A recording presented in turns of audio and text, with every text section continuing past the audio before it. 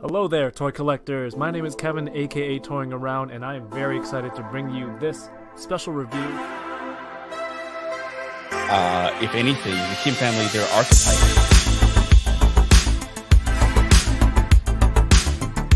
Which is sad, but not always a bad thing.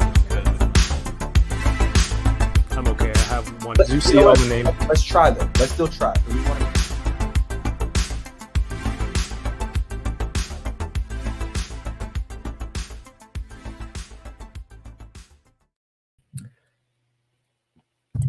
I'm a professional. How's it going, everyone? Happy Thursday. My name is Kevin, aka Toying Around. You're watching Unboxing Thursdays. If this is your first time tuning in, what I do every week is I sit down with a friend. We open up some collectibles and just chat, hang out, and talk to you in the chat as well. So thank you so much for watching. If you're watching this live or watching the replay, I appreciate you. Thank you so much. This is available on Twitch. This is available on YouTube.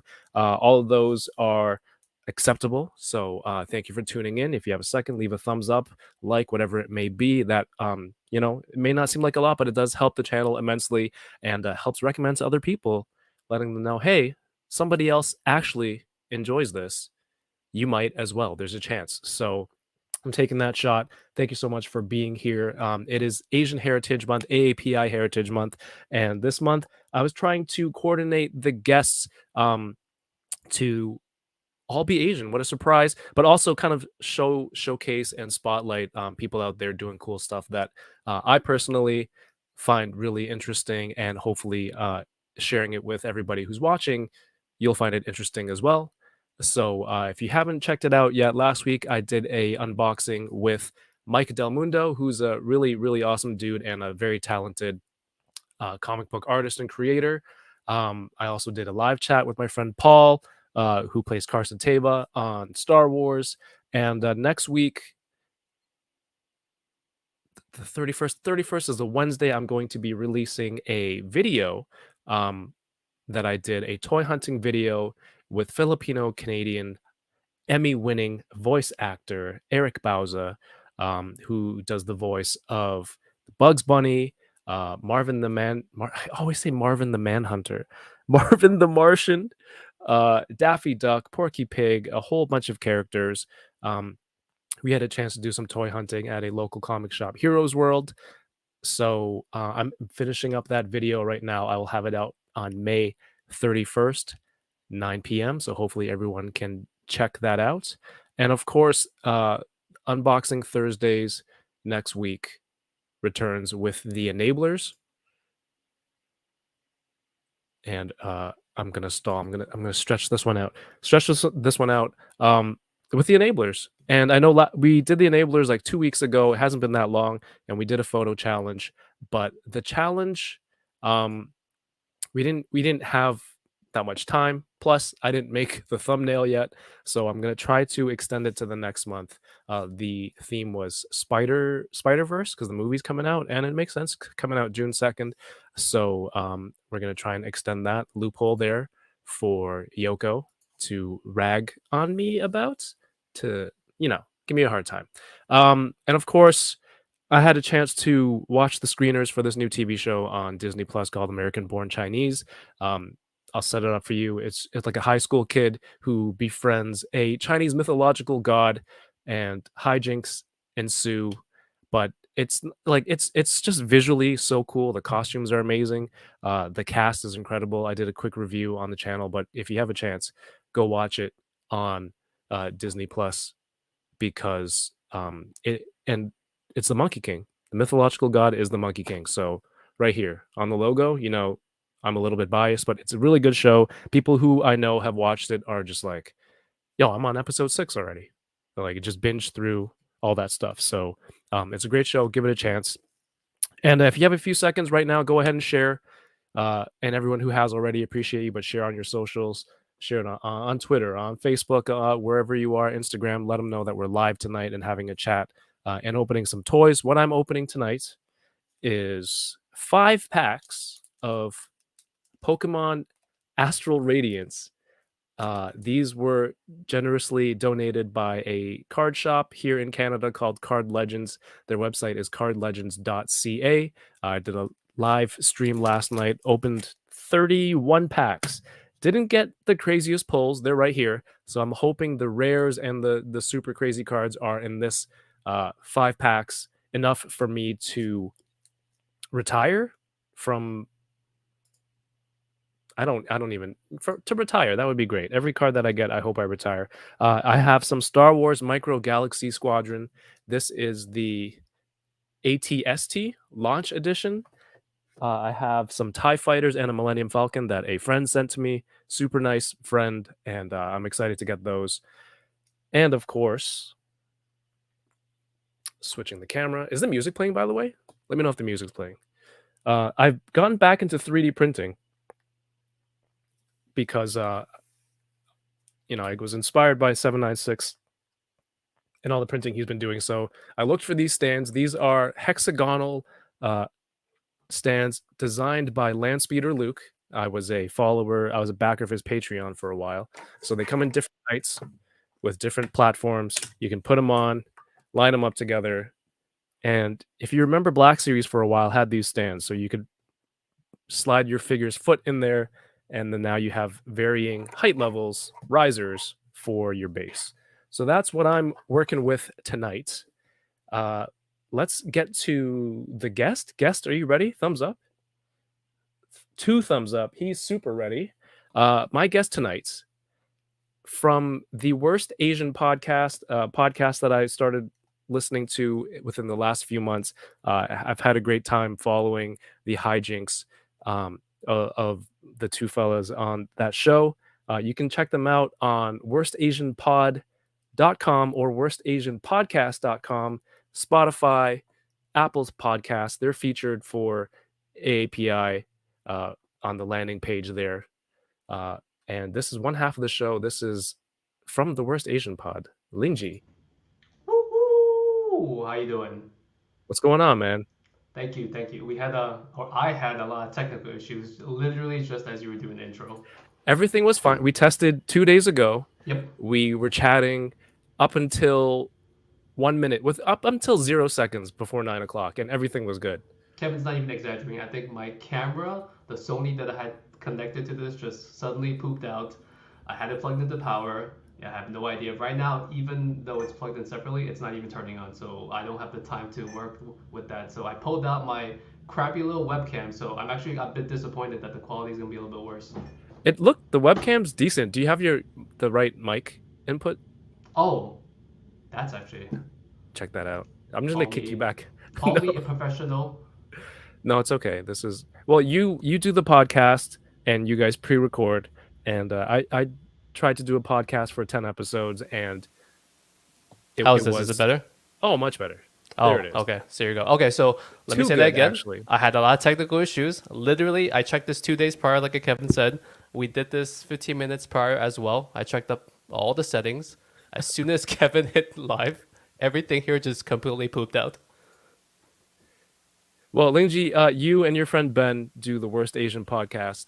I don't want to butcher or kind of give away too much for everybody, but what can you tell people about the podcast, and why you think they should be listening? What's the pitch? Sure. The pitch. Wow, the pitch. It is a podcast with me and my friend Ben. Ben and I have known each other for 30 plus years. We're both 36 years old right now. We're both based out of Queens, New York, which is one of the, I think it is the most diverse borough in all the world, in terms of the amount of languages that's spoken here. As far as the podcast, all the world? In all the world. No way. Don't quote me on that, but I'm pretty positive it's the most diverse county when you're counting like the different number of languages spoken in all the world. Someone do a quick Google check of that right now, but I'm pretty sure that's the case.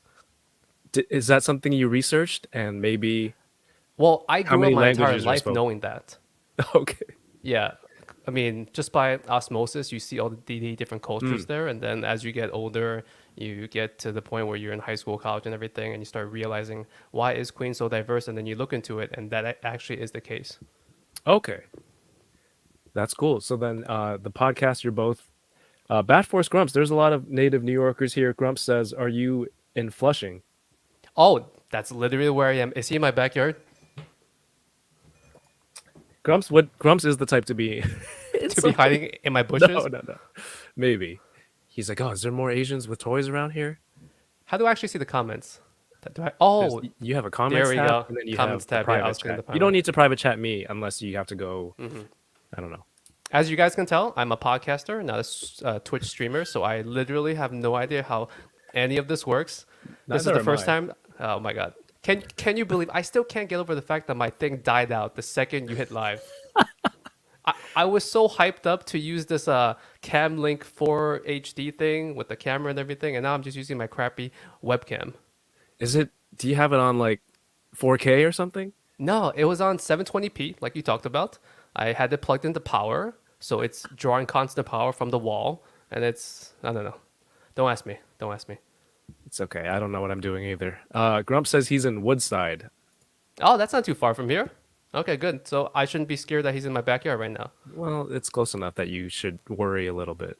Maybe by the time the stream ends, he'll be in my backyard. He's Well- he's a big Batman fan, so he might like just kind of deduce where you live based on all your comments, and he's gonna figure it Detective out. skills, find out where Yeah. I am. Well, I do have a lot of rose bushes in my backyard, so hopefully you can jump across those. It's like playing the Arkham game. He's solving all the Riddler question mark trophies. But yeah, you guys do the podcast. A new episode comes out every Thursday. I didn't have a chance to finish today's, but it's been a blast Ooh. listening to. Oh, I'm sorry. I didn't finish the all your content the day of. What kind of host are you? I know, right? It's like if you brought a author onto a podcast and you didn't actually read the book. Yeah, I mean, I could wait. Like if people were doing, they have a new movie coming out and they're going on talk shows, and I'm just like, yeah, I watched 80% of it. Good enough. Didn't get the ending, and then I could just ask you to kind of summarize it at the end. But what I love about the pod between you and Ben's, while he's been your friend for so long, he's like Korean American, you're Chinese, and then like you guys have these kind of clashes, cultural clashes almost, but it's just kind of figuring out each other's slight differences, which to me is some of the best stuff that people can enjoy. It might be lost on some people because they're just like, I don't understand any of these references. We but- have a lot of New York Queens references, a lot of Asian references, obviously, but the majority of our listener base is Asian, so at least those hit with them. But Ben always says it's like two friends at the back of the bar. They're just screaming at each other back and forth, but then you're always you're in the front seat and you're just listening to those two guys in the back, and they're having an interesting conversation to the point where you're kind of just paying attention to them instead. So like that's the kind of chats that we have, and we surround those like friendly chats between the two of us around the topic. Right. Because we're not comedians, we're not actual like content creators necessarily, so we need like a roadmap. So each episode is like about a specific part about being Asian. Sometimes it's like a serious thing, sometimes it's a lighthearted thing, but what I think is the magic sauce is that Ben and I try to put a personal spin on it, and we have a fun time talking about it. And we know first and foremost that we're not 100% knowledgeable on everything, but that should never stop you from at least having these conversations. Kevin's laughing because we say a lot of things wrong, Yeah, but we'll be the first ones to tell you that we're wrong. it's true. It's true. You guys have to.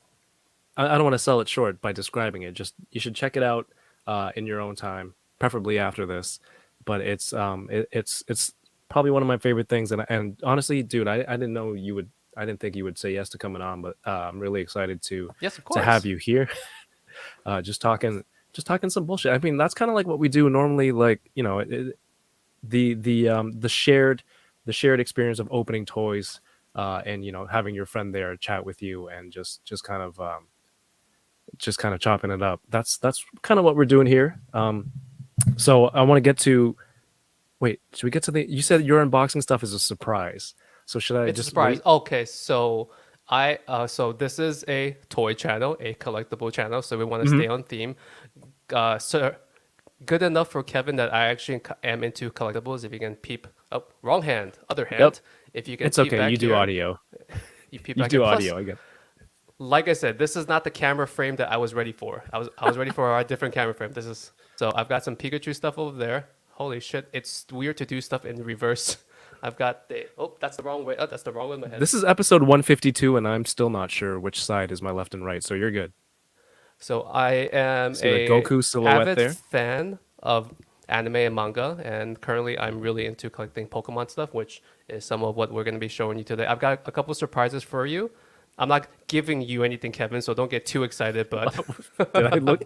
It's good. I don't need more stuff. I can was tell had the from lights the off earlier to hide this mess. There's a toy show this Sunday, and I'm trying to get stuff together and hopefully I can sell as much as I can. My goodness, and raise some funds for San Diego Comic Con in July. So you have this. It looks like a pretty sick Dragon Ball poster. Like what did you grow up with? What are the stuff that you're into? I know you said you're back into collecting Pokemon now. As a kid, I grew up with the typical stuff here. We didn't have cable TV, so we just had access to the public channels here. But at least as a kid back then, it seemed like there was a plethora of cartoons to watch, especially on Saturday mornings. So Oh, yeah. as any kid of the 90s would, I grew up with a lot of Dragon Ball, a lot of Pokemon, a lot of Yu-Gi-Oh! I'm trying to think of what else was there. Those are like my primary ones, and I would watch them every single morning when I would go to school on weekdays. Wake up in the morning, have my breakfast or whatever, sit there for like half an hour or so before I actually had to leave for school, catch like an episode, and then go to school. And then Saturdays was, like everyone says TGIF, but as a kid, the only reason I would like TGIF because that meant Saturday morning I had like 3-4 hours of cartoons nonstop that I could watch. Damn. Yeah, sometimes people are like, man, the new generation has it easy, but like my kids get up for Saturday and they have to go to Chinese school. Like they're not watching TV. They're not watching like shows before school. Like it'd be impossible to Well, get them kids ready, nowadays man. have much easier access whenever they want to watch something. When That's true. you and I grew up, we had to watch on a scheduled time. We couldn't just watch because we had a couple minutes here. It was either you watch at the set time on TV or you just didn't watch any cartoons at all. Yeah, or you don't find out what happens because it wasn't out in order until you're a grown up and you start Yeah. collecting stuff and they're like, "Did you know this happened in this show?" And you're like, "Oh Nope. shoot. I had to Google that." A lot of Yeah. Googling here. So I grew up with a lot of Dragon Ball. Well, still the wrong hand, a little bit. Grew up with a lot of Dragon Ball, a lot of Pokemon, things like that. Some people would call me a Gen 1er, meaning that I primarily just collect Pokemon from the first 152. Right. Sorry, I'm just trying to figure out this whole finger thing because, yeah. You got it. So I have always randomly collected Pokemon stuff across my life, but when the pandemic hit, we all had some more time, so that's when I got more heavily into actually collecting. I'm less of a loose card collector. I collect PSA graded card, BGS graded cards. That's the avenue in which I choose to burn my money. I was like, that's the avenue. That sounds very professional. And then the rest of the sentence was how I choose to burn my money. But I guess that's why we do have a giveaway for tonight. You had very generously offered a PSA Gem Mint 10. You see, Paul, the other camera had a better focus. This yeah, camera has not that good focus. ZVE10 has awesome focus. Yes. Let me know if you can see that. So this is a PSA 10 and a Auto 10. So for those that don't know, a PSA is a grading card company. They'll take your grading cards, whether it be sports, Star Wars, anything else like that. They'll take it, they'll grade it, they'll give the numerical grade from 1 to 10, 10 being the best. This is both a Gemmin 10 in terms of the card condition. So physically, this card is actually what they would say in perfect condition. And Auto 10, still can't figure out this left-right thing. Auto 10 meaning that Paul did a very good job signing with this, or he had a brand new Sharpie, meaning his autograph itself is also graded a 10. So sometimes you'll have someone who's been signing like for 3 hours and his Sharpie is died out. So maybe his signature is a little bit looser, or his hand is just tired, so his P is not as straight, or yada yada. Those will get a lower grade. So this is both a perfect 10 on the physical card itself and Paul's amazing signature. Yeah, I had an autograph card because they're pieces of tape that they stick on, right? So I imagine it's one big sheet of these stickers they signed. Yep. And the person that I got, she like half signed right on the edge. So when it stuck it onto the card, I only got half a signature, like the bottom half, which I can't believe passed their quality control from Topps. But props to them. They did send me a replacement, and it was Paul's card. So it was very nice of you to offer that card up for people who commented on the Instagram post. If you haven't Here's the commented first yet, surprise. oh shoot! I've got 2 more cards. Whoa! What? So What happened? this bad reflection right here. It's good. Okay, It I'm happens. just gonna try Did to you try to just close go it. on eBay and look for So this Paul is from cards like only? from like 4 or 5 months ago or so. I buy things randomly. Don't ask me why, and then I forget about them. So we're gonna be giving away this as per our rules of the post on Instagram, and these two, Kev, you can choose to give them away however you want. I don't know how you want to do it. what? Because right now, I'm mainly focused on figuring out left and right and So forward. you're just on eBay and you're like Paul Sun Young Lee autographs and you just hit Yeah. add to Yeah. cart on a whole bunch. Yeah. I think technically this was before he appeared on this season of The Mandalorian, so maybe I got these slightly above value. Maybe. I don't know. I haven't checked prices since, so who the I hell haven't knows? either. But we're going to give this all away anyways. Well, I think a lot of people in the chat can relate to the I buy random things for no reason and forget that I ordered them syndrome. Yoko says his pee not being straight sounds like a personal problem. Something he should check with his physician. Huh. Physician. That's a hard word for me to say. You didn't notice that when you said it? No. It's like he's been signing for 3 hours and his pee might not be straight. Sometimes you say stuff and you don't know what the hell you're saying. It's like when I record a podcast episode, sometimes I'll go back when I'm like post production and I'm like, why the hell did I say it like that? Sometimes saying things weird just makes it more fun. Yeah, exactly. Makes it more natural. Paul's got a not straight P, I guess. He's got crooked pee. Sometimes when you use your P for too long, it just gets crooked. Yeah, crooked. Yeah, it happens. Not to say that it happens to Paul. Yo, real quick, I want to say what's up to everyone in the chat because they're here and here to come hang with us this Thursday evening. We have in the chat, I'm going to do this real quick. We have Sam Rock, another channel member. Loki Torrensu is here, says, I'm here to win that signed card. Well, it looks like now your chances have tripled. So, did Paul do something to you that you're just like, that's it, I'm out. I don't want this stuff anymore? I have absolutely no idea. I'm trying to remember why I bought all this at the time. I think I just saw some posts where they were just releasing some new Star Wars Chrome cards, and I was like, oh, Paul Lee has a card. So I Googled it. I went on eBay. I bought one, I bought two, I bought four. I don't know. I just bought a bunch at the time. You even had one graded. Yeah. That's funny.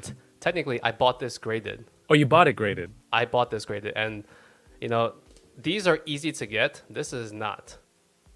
I think I got such a good deal on this, or you guys will get such a good deal on this. That I think the cost of grading this card, because when you send it out to the services, they charge you a cost for both grading the card and a separate cost for grading the autograph. I think. Oh, really? Yeah, my purchase price, I think, because I grade cards myself, is actually less than what this person probably paid to get this card graded, minus his fees after selling it. So I got a great deal. Sucks to be him. Oh no! Name of the game. That's what happens. Back to the chat. We have Carrie Fanti here. Says, I'm just here for the snacks. Unfortunately, I don't have any. Just a bit of soju juice. We're just gonna call it juice tonight. We have Bearded Bills in the chat. What's up, Peter? What it do, baby? Welcome to the show. Toy Rensu, Wing or Lose is here. Thank you for sharing and participating in the giveaway. Wing or Lose and everybody here. Loki, Clockwork Orgy. I am TJ Williams. Welcome to the show. Mr. Ryan Clark is here. Yoko, my good friend Yoko is here. Says hi. Hello to you. Is anyone else doing toy photography tonight while simultaneously questioning their life choices? Whoa, I question my life choices all the time when I'm doing photography, gardening, cooking dinner. So, oh, you do photography? Yeah, light photography or just personal stuff. Nice. Yeah, nice. KJ Smith is here. RMD Collective, what's up, man? The homie RMD is here. Smoked Ham is a new name in the chat. Welcome to the show. Matthew Toy, thank you for tuning in. Bat Force Grump is here representing the Tuesday crew. David De La Huerta is here. More channel members in the show. Thank you so much. If you don't know what it means to be a channel member, it just means for a few dollars a month. Why does it sound like a United Way pitch? For a few dollars a month, you can support the content. It's a Ponzi scheme. This whole channel is a Ponzi scheme, guys. It is. I'm at the top of the pyramid. Yeah, just a way to support the content. At different tiers, you unlock different perks, like some of the emojis that you see people using in the chat, and with everybody. So thank you for everyone for your ongoing support. We have the homie 796 Studios here, who has enabled me to get back into more 3D printing, which I kind of showed off briefly. Yoko's here. Johnny says sweet Khasuk art. Yes, that's the artist. There you go. Which way am I going? Going this way. Oh, Your wrong left. hand again. Your left. Uno, dos, You're just trying to show dos, off the guns. tres. I got this from New York Comic Con or Anime Con. I forget which one. Years back, pre-pandemic, from the artist himself. So great collections. Oh, cool. Yep. Yeah, Johnny's an artist too, so I guess he is familiar with another artist. Ryan Dole, what's going on? Ryan Dole says Sailor Moon was my anime before school of choice. That is my wife's favorite anime, and I think that's the only one she's ever watched as a kid. Clockwork Orgy Omega Weapon 13 is here. I want a Paul Lee pocket. Nope, that's not a thing. Paul Lee pocket. Yeah. Deletto Michi, welcome to the show. Bat Force Grumps, why did you hit a eggplant emoji? Because of the crooked P? Yeah. There's just one random egg in the chat. Like, what were we talking about? I guess that's a little crooked P. crooked. It's a crooked P. Yeah. Yeah. Toy Box of Doom is here. To be fair, that does sound like something Paul would do. Oh no. God. Ordering multiples. Norn Radicals, welcome to the show. I was told who said there was snacks? I want snacks. Do I have snacks? You're prepared. You have a whole bunch of I've everything. got stuff. Yeah. Beverages. Well, on the podcast, I think I've caught up with everyone in the chat. Thank you so much for, commenting, everybody. But on the podcast, you guys eat chips. Whoa. I don't eat chips. Oh, sorry. I am a professional. My co-host Ben snacks on chips, tangerines, apples, whatever he can get his grubby little hands on during the podcast. From your house. From my house. He just takes them from my house because we have our beautiful Studio B downstairs in my living room. And he just grabs whatever snacks he can. So what was the thing that pushed the podcast into creation? Was it that thing where it's like, hey, we're talking in the back of a bar, we someone might enjoy this and we'll record it? I think Ben has always wanted to do a podcast for a very, very long time. But Ben's the kind of person, he's an idea person. That's the nice way to put it. He thinks of the ideas and then he lets other people do most of the work. Other people being me. So I got scammed into this. And I'm super OCD about everything. When I want to do something, I do it to I min-max everything. So I get a bit obsessive. And the podcast was that way. Once I agreed to his proposal and we started the whole thing together, I took the reign and I did most of the work myself. But honestly, I joke on the podcast all the time about how much work it is, but I get such a joy from it, both from the conversations that we have, the guests that we have, on the people that we meet. When I go out to events, I get to meet people in real life. Every single day, I get messages from fans, listeners. It's weird saying fans, but just other people out there who just listen to podcasts, and that's the only reason why I keep it going, because it's a horrible financial choice. No, I get it. I get it. If you want to make money, don't start a podcast. Unless you have already millions of followers and people will, sponsor ads on your show. Right.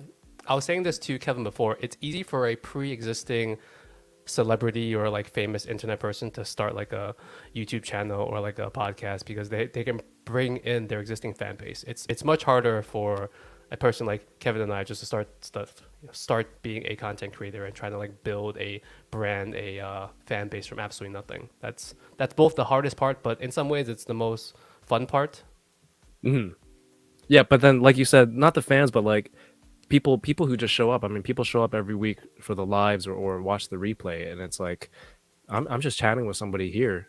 Yeah, and they enjoy the conversation, and they like being in the chat trolling me whenever I make mistakes, which is rare. So I don't know why they still hope for something like that to happen. But you do build that connection with the few that catch on and they come back every time because they really do like it, not just because you had a huge following and they're like, oh, we're just gonna listen because you're already following that person. So Right. there is a certain, what's the quality over quantity. But again, definitely not a wise financial decision to No, it's not. It's completely not. If I drop mean, everything. drop everything, make a podcast, takes up all your time. I'm still trying to break even on everything right now, even with the few sponsorships. So it's not a good financial choice, but it is rewarding because you get to meet so many people. Like I wouldn't be here on the internet screwing up my camera setup if it wasn't for the podcast, right? I wouldn't be here with you if it wasn't for just Ben and I starting this thing 2 years ago. Yeah. It's if Ben watches this somehow on the replay, which I don't think he will, but you can relay the message to him. You can relay the message to him. Like, it'd be cool if he. It sucks he couldn't make it today, but it'd be cool if he could make it back sometime. Does he watch the replays? Does he listen to the podcast after it's done, or is he He just does like? listen to the podcast. He listens does? to Okay. most of the podcasts. I think that's more just to see if he makes himself sound like a dumbass. So it's not because he's interested in content. It's for him making sure he didn't say anything cancelable. I mean, by then it's already too late. It's already published. That's true. That's true. On He's like, he doesn't want to have like a final say before you make No, it no, go no. live. When you decide to do 1% of the work, you get zero say in the final product. That's just how it is. I mean, like, if your kids who don't cook dinner came to you and said, "Dad, I want X, Y, and Z," you'd be like, "Dude, go make your own dinner then," right? I told my kid last night, go get your own groceries. yeah. I'm like, same thing just eat it. Or my daughter will choose to not eat. That's Oh, the great. And then I'm like, that's damn it, not good either. called my bluff. Yeah. She called my bluff. But even though the podcast isn't the financially stable choice for you, what I really do like about it is you do take the time to highlight Asian-owned businesses and other things in your community as part of the podcast Yeah. to kind of promote and help. You have this platform, you have listeners. I think that's a really cool thing to do. To add it on. I think every post you do on socials, you kind of add a business on there to help advertise we them. try to do our best. So I always say to people who listen to podcasts, if you have a small business, you can reach out to me. I will gladly give you a plug on the podcast for free. This is not me trying to charge you for anything. This is not me trying to get you to send me free crap or whatever. I will gladly plug your thing onto the podcast.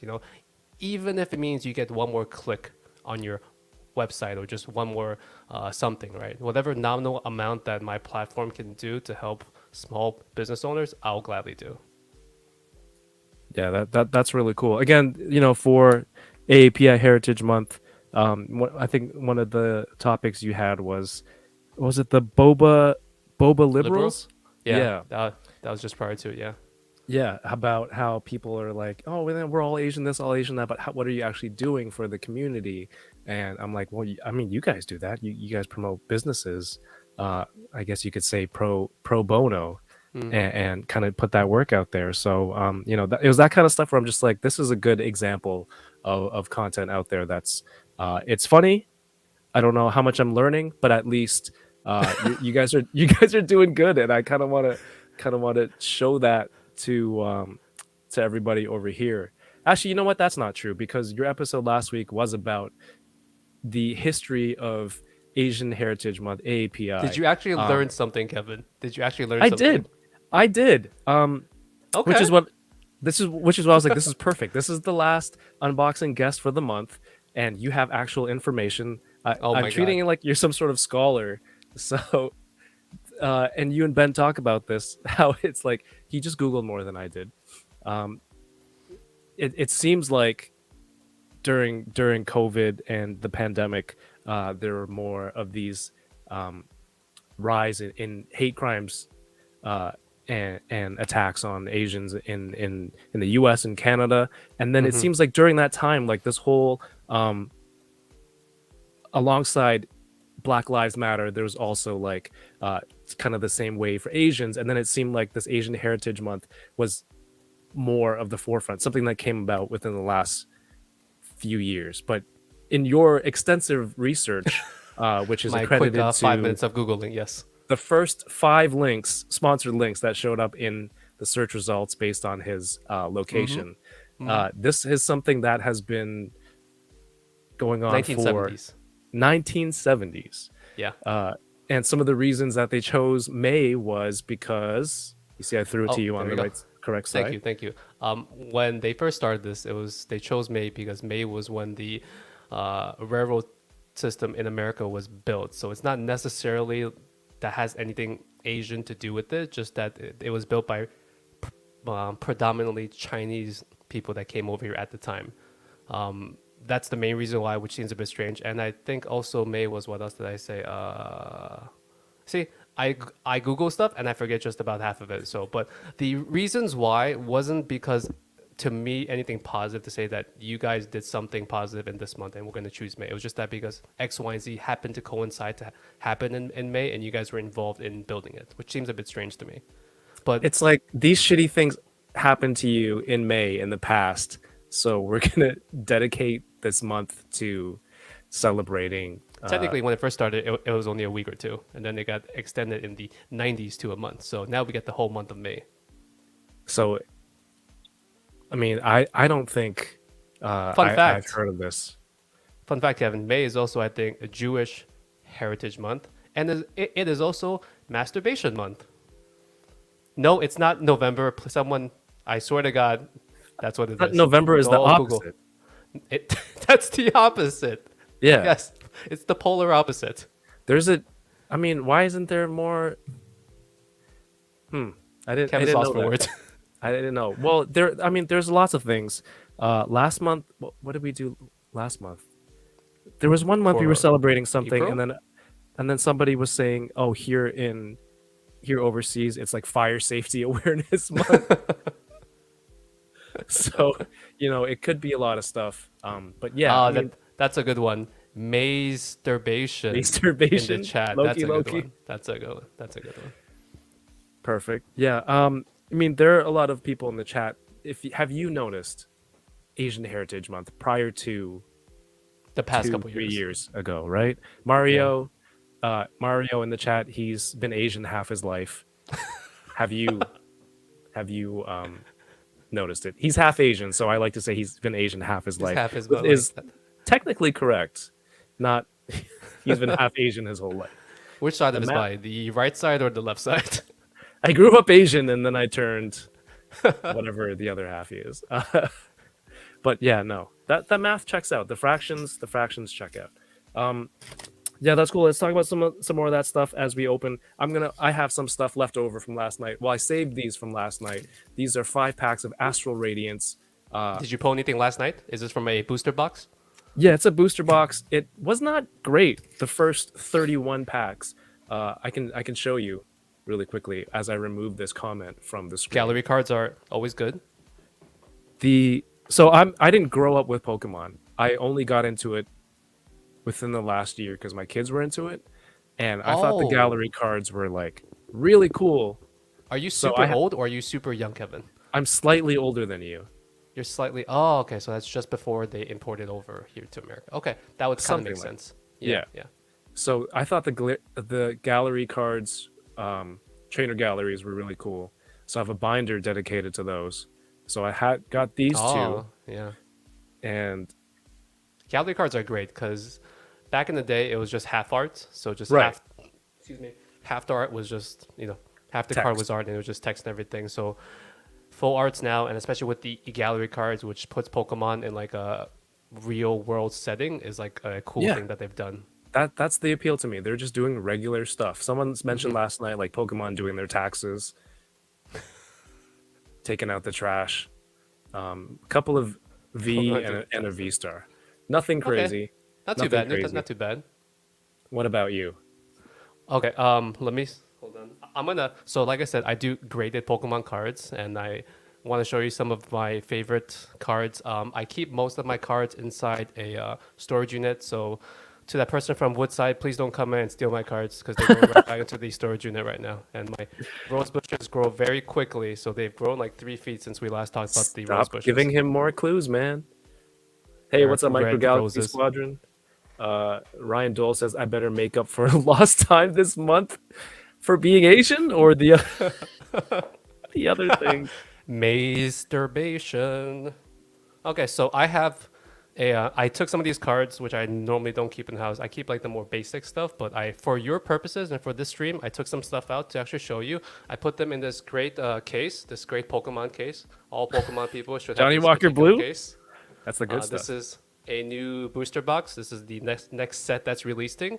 Scarlet and Violet Blue Label. You guys ready for this? This is like the exclusive, ultra exclusive here. It's actually just full of Pokemon cards. So. Oh my god, you actually... Is that a deterrent? Or just... No. out I of, just happened to have this because I just popped open a bottle recently. So then I was like, oh, this is a nice case. Let me use it for something. Okay. This actually might not hit too hard because you didn't grow up in that stage. But if anyone's in the chat that does Somebody collect will Pokemon know. cards, tell me if you remember this particular card. Let me get this in focus. Is it? There we go. Or not. 2000. So back in 2000, when they released the first Pokemon movie here in America, I as a kid and every other kid that went to see the movie, you got this particular card for watching in theaters. There are Oh, I've heard literally about this tens one. of thousands of this card. Yeah. So it's called the Ancient Mew card. This actually cannot be played in a real TCG, but back in the 2000s when the first movie came out, you got this card with it. So it's great because as a kid, we all thought this was the most exclusive card. Yes, Mewtwo Strikes Back. That's the movie right there. As a kid, you thought this was the ultimate card. You thought you were super cool. Turns out they printed like 6 figures of these cards in like boxes. Damn. So there was And nothing you rare can't even about play this. them. And you can't even play this because I'm not sure if it's... This is when I wish I had the other camera. Trying to fight the So glare is here. this one you kept? And it's No. a Gem in 10, or you bought it? No. I got this later in my life as a Gem in 10. Yeah. So, but every kid that grew up in the 90s and watched the first movie remembers this card because they Yeah, there saw you it go in in the theaters chat. and they got this card. Yeah. And it's great. I'm gonna try to bring it a little bit closer so you can see that it's actually not any kind of text. Yeah, it's like hieroglyphics or something. Yep. So it's not actually any moves or anything. It's just gibberish. Yep. How did Mewtwo get a laboratory? How did Mewtwo get In into the movie? laboratory? No, didn't he have his own and he invited people there? What are And you he talking invited about, Ash? Kev? In the Mewtwo movie. was grown inside the lab. No, but then he escaped, and then he Okay. invited Ash and all those people to go into like his base to battle. How did he get that? Are you talking about the scene where Ash turns into stone? No, I fell asleep halfway through the movie. I'm trying to bullshit. Okay. All right. It's like if I had the creator of the movie on the show tonight, really keeping on brand with finishing only 80% of the stuff. So this card means a lot to me, and it means a lot to people that were into it because it's basically nostalgia peak. Because you got this card as a kid, and it's one of my favorites. I'm gonna jump forward to something very modern, something super cool. Is that card, since they printed so many, is it one of those Yes. things where it's rare to find it in good condition? Or No. no. That's the funny thing. They literally printed 6 figures plus more of this. So every movie theater building had a giant box full of like thousands of them. And you times that by all the theaters across America and how popular this movie was and how long it ran for. So people are shoot. still digging up cases of this card. So it's not rare whatsoever. Like, it's not at all rare. So Damn. people that have this in their collection in their basement and think that they can just sell this for like $1 bajillion, I'm sorry to break your bubble. It's not. I'm gonna go buy one then after the show. Okay, I'm gonna take the case off. I'm wondering if that's less glary on the camera. This is my favorite modern day card, so we're gonna jump forward maybe like 20 years or so, and this is a bit timely because it is a collaboration between Mario and Pikachu. How did I get That's this thing better for? So I'm gonna just go side to side a little bit. This is Mario Pikachu. It's a collaboration in 2016. I think they were celebrating the anniversary of Mario at the time, either the 25th anniversary or something. So this is a collaboration, and it's a Japanese card, obviously. It's a full art card of Mario. I love it. I love Yep. it. It's absolutely fantastic. And once again, I really wish the other camera was working because this focusing is upsetting me. It's good. Tell people to Google it. 2016 Mario 2016. Pikachu crossover. And who is Mario's best friend? Luigi. Who's Mario's best friend? Yeah, Toadstool? Yoshi? Luigi. So did the exact same thing for him as well. Oh, nice. And they also did. So this is the full art version, which is the better version. They also did a half art version, which is right there. So that's the half art version, and that's the full art version right there. The concept is cool, but if you have a full art version, you want that for sure. Yeah, exactly. So this entire set, including the Mario one, just released in a special box back in 2016 in Japan only. Yeah, so that's the Mario one, the half art as well. Obviously, if you have, like Kev said, full art is always better than the half art. But come on, tell me it doesn't get any better than Pokemon meets Mario. No, man. We were talking about some of the conceptually best is awesome. franchises, the best franchises ever, and they have not done a collaboration since. So this is one of the best ones. Some of my favorite modern day cards. Illustrated Pikachu. I'm sorry, that's still my storage unit, so I didn't break that one out today. Kevin, do you know what card that is? Reference in the chat. Is that drawn by Mr. Pikachu himself? Or Mr. Pokemon himself? And It's like 1 of 10? I don't know. Something like it's that. probably the holy grail of Pokemon card collecting. I think it's technically a trophy card, and it's Japanese only. It's not the oldest card. It's not technically the rarest in terms of quantity card, but it is what is deemed by the card community as the holy grail within Pokemon TCG. If you Google it, you'd be like, "Why is this worth so much?" But it just is. Was I right on any of my descriptions, though? Nope. Come on. 0. I said it was a 0. card. That's half points. Yoko says all artists know each other, Kev. I mean, they just recognize other art better. Does that make sense? Maybe You know what they're I in mean. the same WeChat or WhatsApp group, Yeah, the All all of them. artist all group artists. chat. or the same Facebook group. All right, couple more, and then we'll get to the actual unboxing. This, I think, is a good collaboration. I'm not sure if anyone has seen this. Have you ever seen this card, Kevin? I have not. You have not. So this is based off the classic painting from Edvard Munch. Yes. And they redid it back in 20. So you've seen the actual painting with the skull, like the Yeah. skull-looking person of this. Back in 2018, it was the first time that painting got not released, but they brought the actual painting over to Japan to be shown on exhibition there. And as part of the actual exhibition, Pokemon collaborated with them, and they just released a set of cards in that same art style.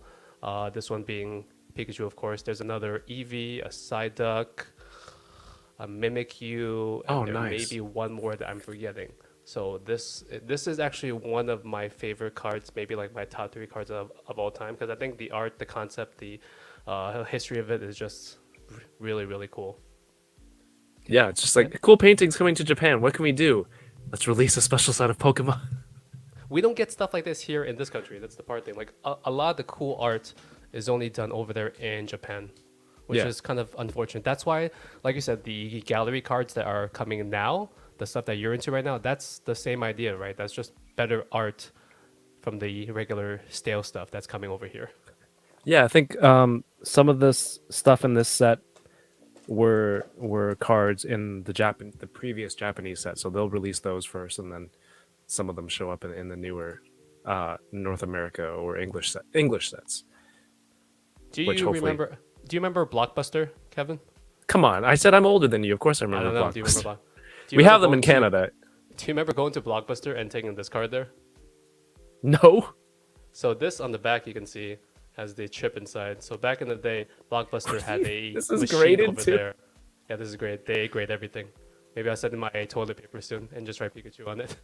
But this is a Blockbuster card that you would go to the Blockbuster places, and they had this special like Pokemon Snap arcade looking thing, and you would insert this into that. Yep, that's the front. That's the back of it. Pokemon Snap promo. That's awesome. Yeah, they will literally grade anything.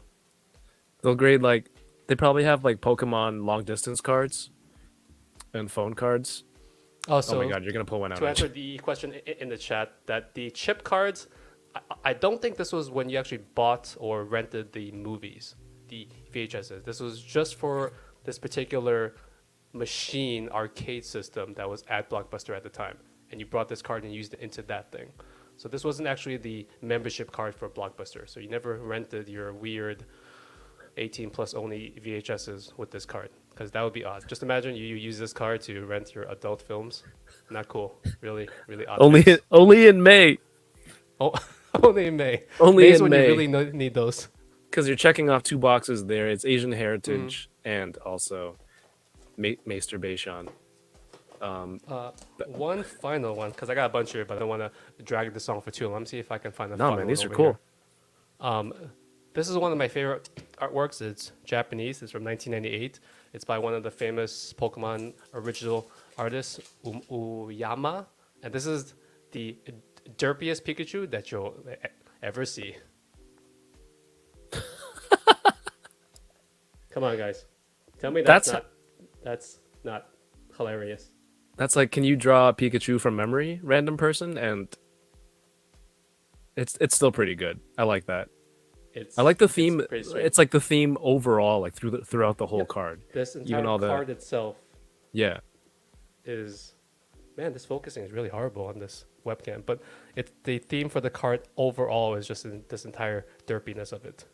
Yeah. So it's like it's hand drawn top to bottom, including the actual moves, including everything.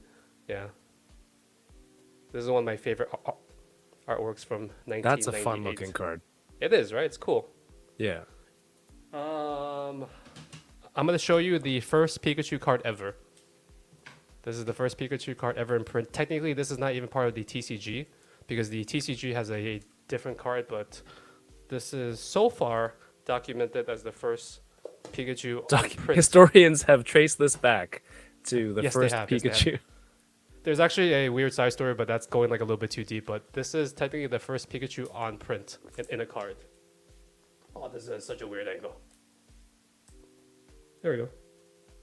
So it's Monster Collection for Pocket Monster. Obviously, for those that don't know, Pocket Monster is Pokemon is derived from Pocket Monster. So this was Yes. technically the first Pikachu that was printed back in September of 1996.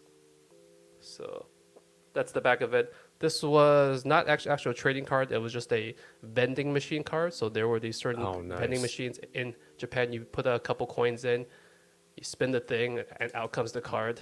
And technically, this is the first Pikachu card. The first missed Pikachu those. card on print. Fat Pikachu. Who misses Fat Pikachu? Because he keeps getting skinnier all the time. With modern trends, they have to reimagine Pikachu's on that vegan diet, so he's getting real skinny. Batforce Grump says your Pokemon cards are 100% safe from me, along with any manga, anime, or Ninja Turtles. Thank you. I think I have some Ninja Turtles on the side. So I've got a bunch more, but we'll keep rolling with this. But I just wanted to show you some of those things because you probably have not seen some of those artworks or certain cards before. I just thought they were super cool. Yeah, man, those are awesome. Thanks for breaking those out of storage. Shablagoo, it's Wang says, my first heartbreak as a child was watching Pikachu desperately shocking Ash. That's the stone scene in the movie. Mewtwo Strikes Back when Ash turns to stone, and then Pikachu's trying to shock him back to life. I think that's the reference. And then he comes back to life because everyone does a Goku spirit bomb kind of thing. I'm not making this up. Lend me your energy. Yep. And then Ash comes back to life and he turns from stone to a regular flesh human being again. All I remember was, I'm like, kids, you can watch the movie, and then I pulled a blanket over myself and went to sleep because that's the best time for me to get some damn sleep. Who's your kid's favorite Pokemon character? My daughter loves Eevee, and my son, I don't know. He just all over the place. Do you have a favorite one? No, not really. It's just honestly whatever cards look cool. I have a whole bunch of figures over there, but I don't think I have a specific favorite. Nightmare Nemo says, "Wow, Mr. Pokemon himself." Yeah, I read that on the internet. It's correct. That was the one who drew that Pokemon. If any listeners from my podcast are here now or just listen to the replay afterwards, I usually don't talk about this. This is like a side of me that I don't really talk about. Not because I'm hiding it, it just never came up in conversation. But, I find Pokemon card collecting fun. It is a horrible financial choice as well. I think I make a lot of poor financial choices with my life. That seems to be the theme. But thank God I have a wife that's very understanding and a son that's too young to care. There goes his college fund. Or this is his college fund. I don't know. Who knows? Yeah. Maybe that Mew card. Logan Paul wears it as a necklace. Is that the one you're talking about? So funny enough, before Kevin and I started this, I took the Paul Lee card and then I put a binder clip on top of it, and then I tied a USB cable around it, and I was trying to wear it because I wanted to actually wear it like the Logan Paul thing on stream, but it just didn't make any sense because the mic was blocking it. And they're like, why does that guy have a USB cable around his neck? Because they can't even see the card. Yeah, exactly. It would just be like down here, like the tip of the card would be down here. Wouldn't make any sense. Yo, Johnny, thank you so much for the super chat. Thank you. Far too kind. He says, are there Pokemon card artists that were hired outside of Japan? Oh, I think so. I can't name any off the top of my head, not because they're not good artists or anything, but I just have a bad thing with names in general. Like, I'm not even sure who I'm here with. Thank you for having me on, John. I'm just bad with names overall. So there are a lot of artists nowadays that draw that's not based in Japan. And also there's a thing where for a while they also did like CGI art, which is not, and they never credited a particular artist. They just credited like on the bottom, because most Pokemon cards at the bottom they would have like who drew the thing. But there's a period of time where some of the artwork just came from CGI or something, and at the bottom it would just have the studio that did it as opposed to the actual person that created it. Well, Johnny, thank you for the super chat, man. I really appreciate it. Longtime listeners of the show do remember that my favorite is Jinx.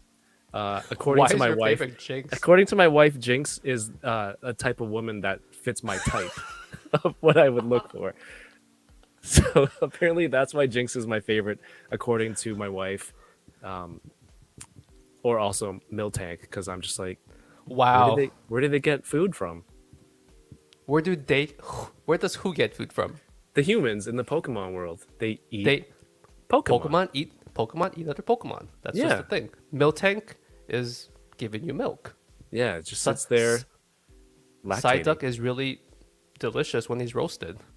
It's just that's the world that they live in. No one talks about it, but it Magikarp, happens. sashimi, things like that. Exactly. Yeah. I don't know if you've heard, like, a lot of toy collectors, they collect their stuff.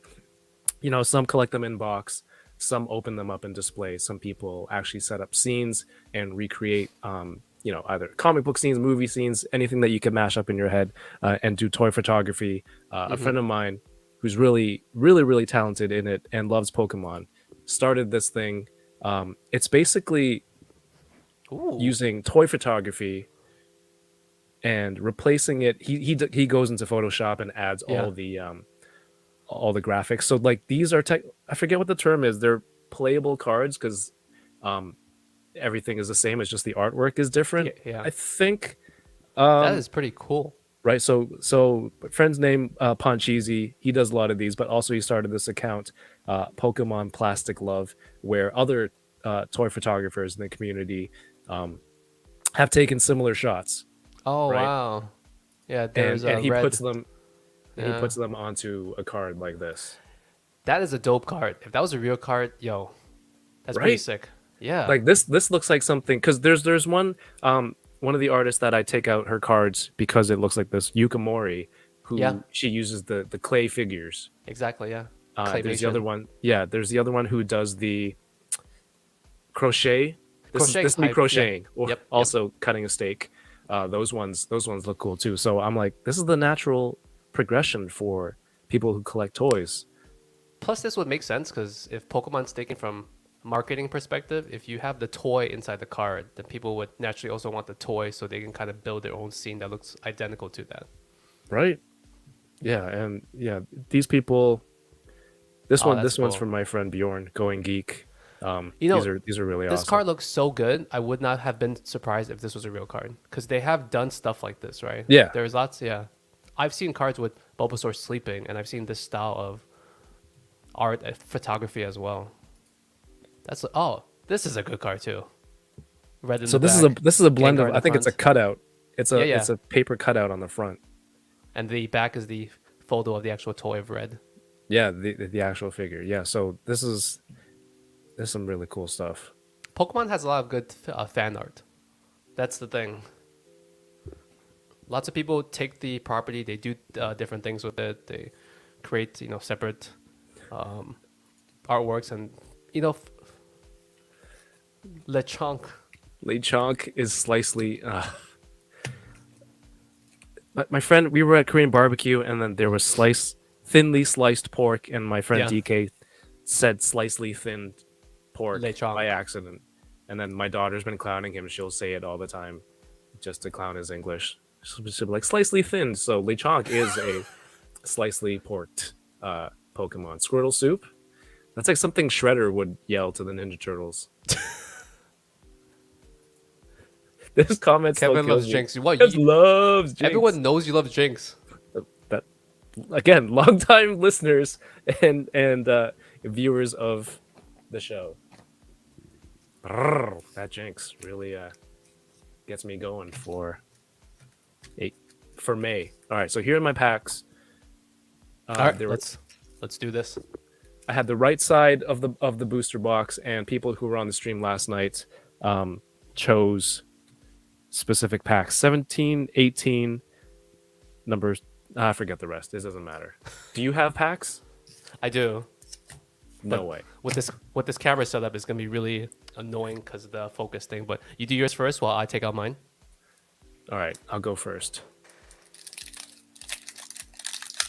We're not here to kink shame. Oh, thank you, Nightmare Nemo. We all have our kinks. Kink shame month. Do you collect these codes? No. I give them to people. It's fine. Don't worry. Here you go, internet. Enjoy.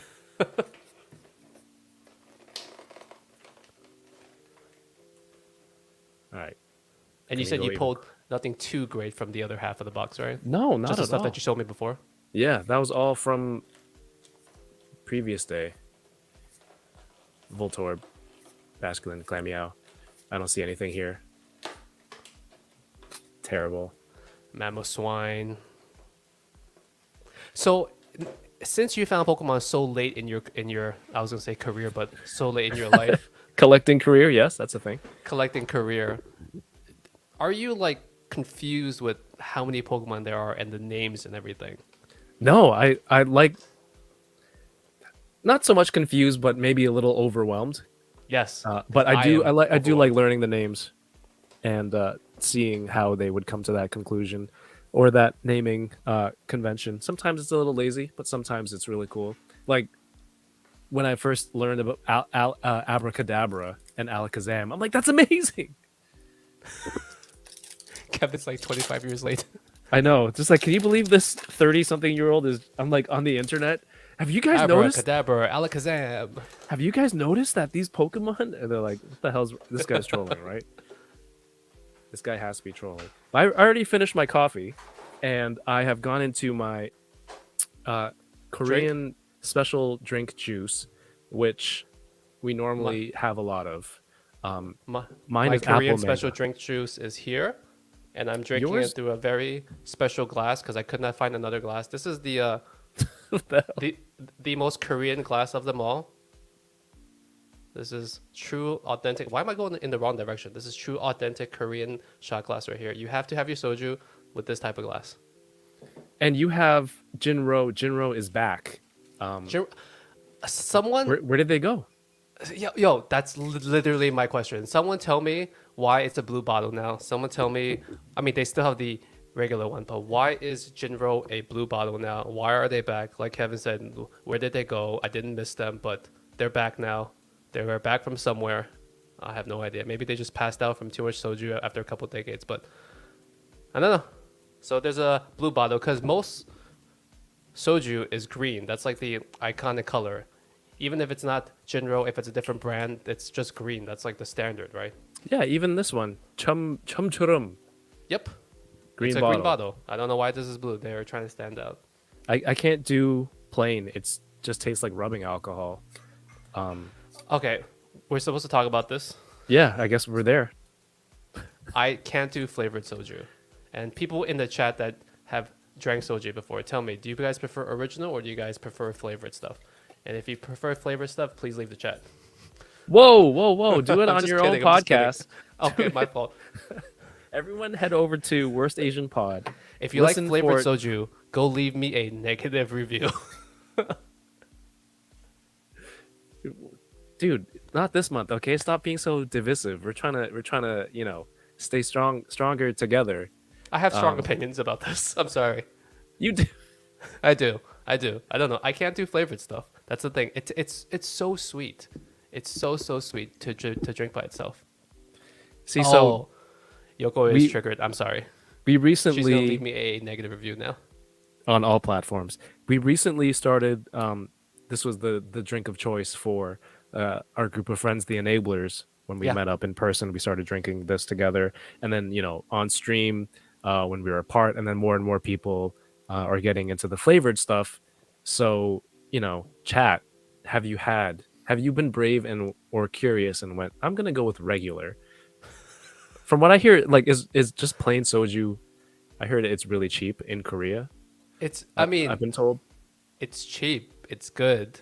I always say a bottle of soju is a great value because the volume of alcohol that you're consuming, even like a bottle here, I'm not sure how it is in Canada, but when you go to like a restaurant, a bottle of soju is generally like $10, and $10 is the equivalent of maybe 1.5 beers. So for the same price of 1.5 beers, you can have a bottle of soju, and unless you're like a crazy drinker, you can usually get buzzed off a single. You can get more bottle. messed up. Yeah. So just on the like on a per dollar value, soju is great. So can we all just agree on that? And I'm trying to unite people, Kevin, because you said Oh, let's not you're divide. compromising. Let's You're unite. meeting in the middle. Let's unite. The blood alcohol content per dollar ratio is right where Lingjie wants it to be. Cheers, man. Cheers to you. Cheers. Thanks for having me Kat. on. Salud. Ganbei. Cheers to everyone. Ganbei. It's the same in Korean, right? You're asking the Chinese guy. You drink with Ben. I'm sure this has come up. What the hell does Ben say to me? I don't know what Ben says to me. He's like, he'd be like, yo, drink, motherfucker. Technically, Ben should pour for me because if you're Korean, there's a very like strict hierarchy when you're at a table. That Hierarchy. No, it's true. It's true. The Yep. youngest person has to always pour the drink for the oldest person, and just so if you sit at a table and you happen to be 2 days younger than me, well, it sucks for you because it's your job to pour the alcohol. Got to make sure my cup is full. We are learning a lot. Same with, Chinese people. You got to pour tea for your elders. Exactly. Yeah. You got pour tea. Yeah. Same thing too. Same thing with the alcohol, but Okay, Mr. Ryan Clark is taking it too far. He says, leave the chat and go straight to hell. does that mean he's on the side of straight, no flavored soju, or does he mean he's going straight to hell because he likes the flavored soju? Yeah. I mean, yogurt is the best one. I've tried Is it all. it? I could hear the disdain in your voice. Is it? I will say this. I'm a slut for Peach. Anything You're Peach. what? I'm a slut for Peach. Not the character from Mario. I'm a slut for Peach, the fruit. The pink fruit. Let's get our minds out of the gutter. But How I'm a does slut one for be a Peach. slut for a fruit? I enjoy anything Peach. Peach gummies, Peach gum. I even semi enjoy Peach soju. Okay. That's So saying if a you lot. throw Peach in it, then I'm like, okay. So if you're in a baseball game, your walk-up music would be the Peaches song from the Mario movie. Peaches, peaches, peaches, Yeah. peaches. Can you That get would be- copywritten when you sing a song? No, Like a it copyright depends on strike? how Right. poorly you're using it. And trust me, I do enough of that I haven't gotten any strikes yet, so we're good. Yoko, I'm trying to keep people at bay. Kevin said unite, unite. So I'm backtracking just for the sake of keeping peace. It's funny. What I do like about the podcast is the different. Like I said, the differences between you and Ben, culturally, but also like the whole theme of trying to keep it closer together. It seems kind of contradictory. I just realized I'm opening packs to nobody right now. Did you pull anything to nobody also? No, unfortunately, I got this. This was the the Oh, rarest or Miriam, most sought after that's card the most expensive card from that set, and in the Scarlet Japanese Violet, version yeah. is even more expensive. It's crazy. Yeah, it's See, for some that's a reason sick the ones with the female trainers seem to go for slightly Waifu more cards. money. Yes. Waifu collectors, all they waifu collectors. Why? Why Japan? I mean, let's just Unite. I don't think you have to think too hard about that, Kevin. Because the what is it? What's the male equivalent? Husbando? I think those cards don't go for nearly as much. So like No, the they don't. guy trainer cards. We have a waifu for laifu section in our Discord for waifu figures. So again, no kink shaming, chat. Not this month? Yeah, not this month. Yeah, let's see. Mr. Ryan Clark says, I have no opinion on soju. I just thought it was dramatic.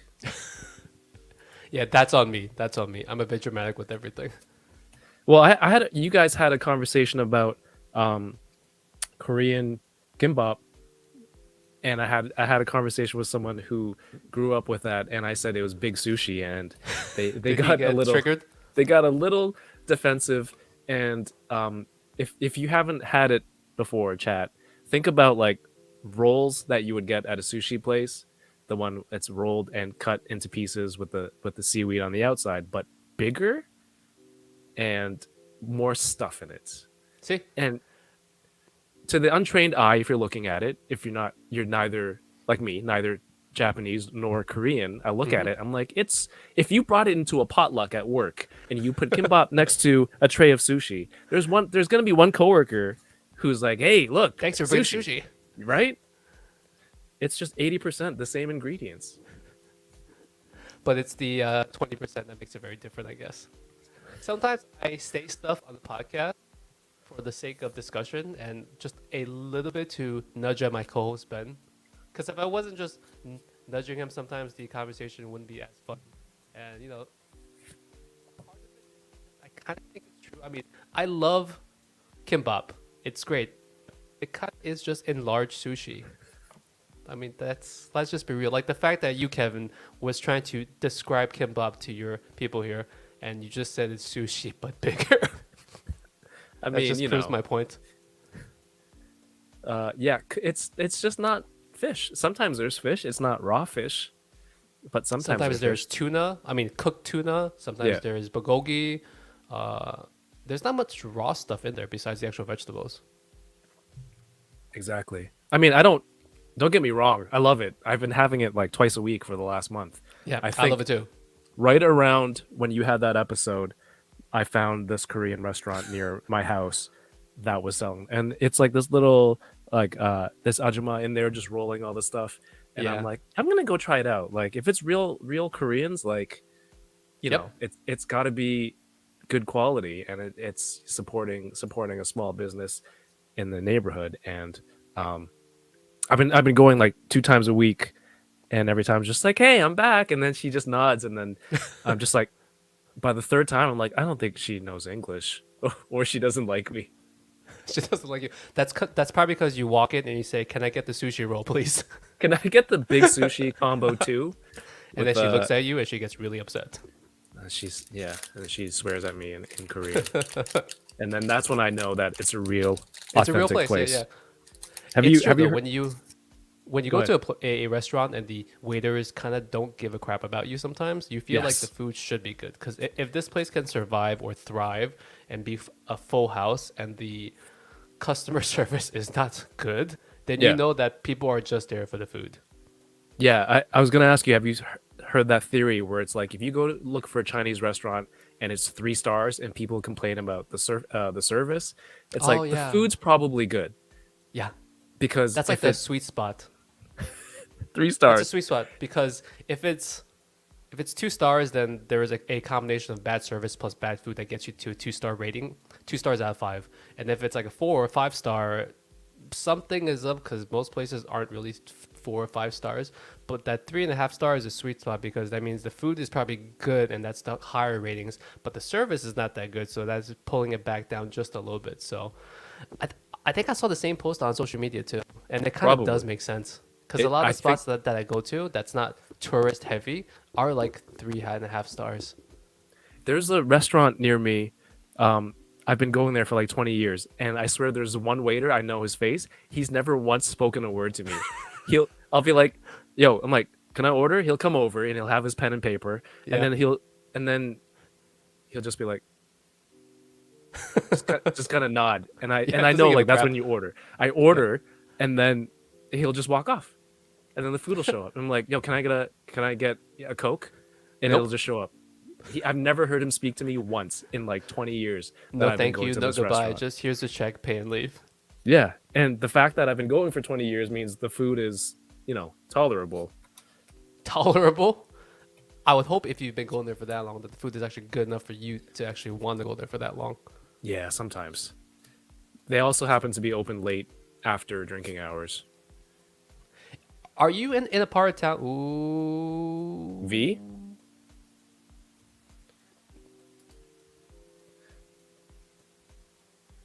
Yeah. That's. I can't. Oh, this is UI. It looks cool. I'm not gonna lie. Every Pokemon now, when I look at it, I have to take a couple seconds just to remember who the hell this came from, or like which chain it came from, or which set it came from. Which It's region? UI odd. Yeah, yeah. I don't even know Hisuian what. Decidueye. Is this the head? That's the head because it has the beak, dude. He just needs a haircut. Oh, he's like a emo. You see, he's Bird? through that period of his life. That's a sick Yeah. art, though. Yeah, I mean, I'll take that. It's not the best. This is the last pack of the box. Yoko says you might be onto something here. My favorite Chinese restaurant before I loved. The lady would straight up tell me I ordered wrong and say I should get something else instead. And you know what? She was always right. See, I appreciate that so much. If someone will, if you go in there and you say, I want the General Tso's chicken, and they go, don't get that shit here, please get X, Y, and Z. I love someone that would tell me that. Because you're both saving them the hassle of like maybe having you not come back because you didn't like the thing, and saving you the hassle of not having like a bad meal. I would love people telling me that that this is not good, and I would rather you get this because this is actually what we specialize in. No, that makes sense. Because then you avoid that awkward conversation of like, this isn't that. Yeah, great. exactly. Because every restaurant has a pretty decent menu, and usually they don't specialize in everything. And they have one or two signature dishes. That's probably what people come for. And if you just happen to just walk into a random place and you don't know what they're known for, and you get just the General Tso's chicken, then you're just wasting your time as well. She would tell you that you picked things that tasted too similar. Oh, That's funny, Yoko. Where was this? Was this in Hong Kong, Yoko? Or in your area? Lingjie, what's the food scene like in Flushing for someone who's not familiar with that region? okay. What's it like there? Because you said it's very So- multicultural, the most Yes. languages that you speak there. That means there's different backgrounds and ethnicities, and with that Mm-hmm. comes food. So help me out. What should I be looking out for out there? So just to set the scene, you have New York, and then you have New York City. Within New York City, there's 5 boroughs. Well, why am I putting up 4 fingers for 5? There's 5 boroughs They call it the worst Asian podcast because you for a can't reason. count the So there's- 5 boroughs. 5 boroughs inside of New York City. That's what makes up New York City. And one of those boroughs is Queens. That's the borough that I live in. Typically, when people say New York City and they're not a New Yorker, in their minds, they think of Manhattan. That's the city that they think of, where Times Square, Empire State Building, Chrysler Building, Central Where Park, everything that's what they happens in think the of, right? Avengers Right. and comic books. where the whole city gets messed up. But Yeah. Queens is one of the other boroughs, one of the 5 boroughs. So Queens itself is the most diverse borough in all the world. And then I live in Flushing, Queens, which is just a small town inside of Queens. So Flushing is predominantly Chinese and Korean. So I live in what I would say is one of the best Chinatowns in all of this country. And because of that, we have such a wide variety of Chinese food here. And even within Flushing, there's a section that's like Koreatown where we have very good Korean food. New York really just has one Koreatown that's in Manhattan that's like 2 blocks long. But then the other Korean scene is actually here in Flushing by Bayside. So Chinese food, Korean food in Flushing is on point. But if you just go within Queens itself, there's like there's lots of Filipino food. There's Viet food. There's Indian food. There's just a wide plethora of food here because the food is created by these people that have moved here over the decades, where they're just building their own little small versions of their hometown inside of Queens. So then the food is not pompous. It's not like a Michelin star. It's not meant for tourists, although now it's kind of like changing, right? But it was first built for the people within that town. So it's good, it's affordable, and it's authentic. Oh, that's awesome. Okay. So for people that have not come to New York, you come to New York, I know you want to visit Times Square and all that jazz, but please come out to Queens. Queens has such a good food scene, and it'll probably cost you like half the price. Is there like Little Italy? Yes, that's in Manhattan, Chinatown. That's like literally next to Manhattan, Chinatown. Okay. I think that's Yeah. the Chinatown I've been to. Okay, So yeah, that's the not the best, the second best? I love all my Chinatowns in New York, and I know a lot of people that do good work in that part of the Yes. city as well. Stronger So together. that is that has more Cantonese food, I would say. Okay. Given its history, it has much more of a Cantonese heritage, so the cuisine is reflective of that, and that is what most people think of New York Chinatown, because that's the original oldest Chinatown. I think technically that's America's second oldest Chinatown, next to the one in California. Oh wow. But we have like 3 main Chinatowns here in New York. There's the one that you're talking about that you've been to. There's the one that I live in Flushing, and there's one in Brooklyn, 8th Avenue. That's like damn. the 3 biggest Chinatowns that we have here. And then technically, if you want to expand it, there's like, I think 6 or 7 Chinatowns that are a little bit smaller than that. Oh, in Toronto, there's the downtown Chinatown, and then like basically where I live, which is less like all the Asians are up here.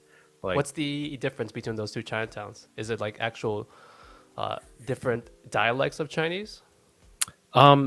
downtown Toronto would be the OG Chinese people who after the railroad was done, they moved out to Toronto, set up all the shops downtown, and then as obviously people start moving north, I don't know why this region, but more Chinese people came, and I mean, some people have visited, some people are local in the chat. Like all of Highway 7 is just big plazas with Chinese food, bubble tea, things like that, for like a couple of kilometers, like a huge stretch. And there's, I think first mostly Cantonese people were coming from Hong Kong, and then more people from China, people who speak Mandarin. But I mean, there's Korean food. There's uptown. There's a smaller Koreatown uptown. There's like Japanese food. I think the only thing we're really lacking is like, I don't know, like Latino back, like foods like maybe, that. Yeah. There's So lots like of Japanese Queens food, has Viet a food. lot of. I was gonna say Queens has a lot of Spanish people. There is a heavy Mexican population here in Queens, so there are places just maybe like 15 minutes away from me from a quick drive where there's authentic Mexican tacos. And people on the West Coast say that we can't get authentic good tacos here in New York, but there is still a pretty good scene over here as well. Oh, I bet.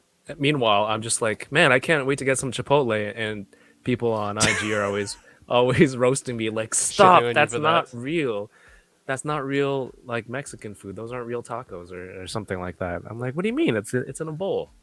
Shout out It's in a to bowl. Ryan in the chat. Peter Parker lives in Queens. Yes, he does.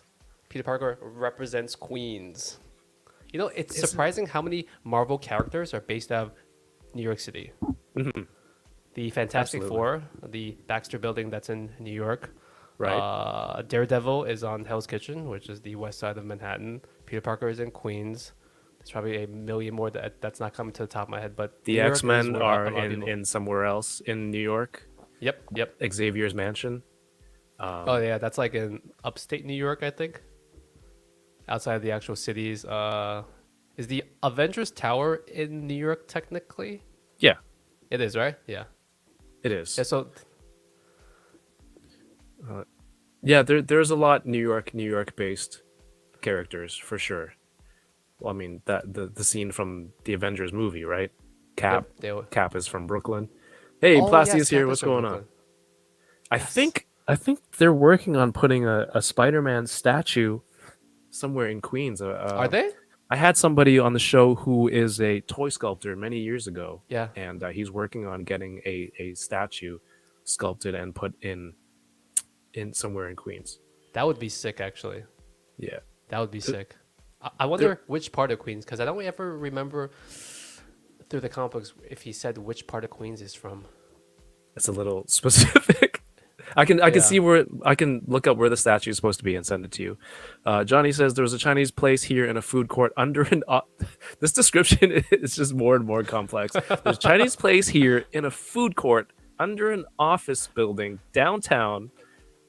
And when the owner lady was there, she would ask people questions, and if they weren't assertive, she'd just pick their lunch.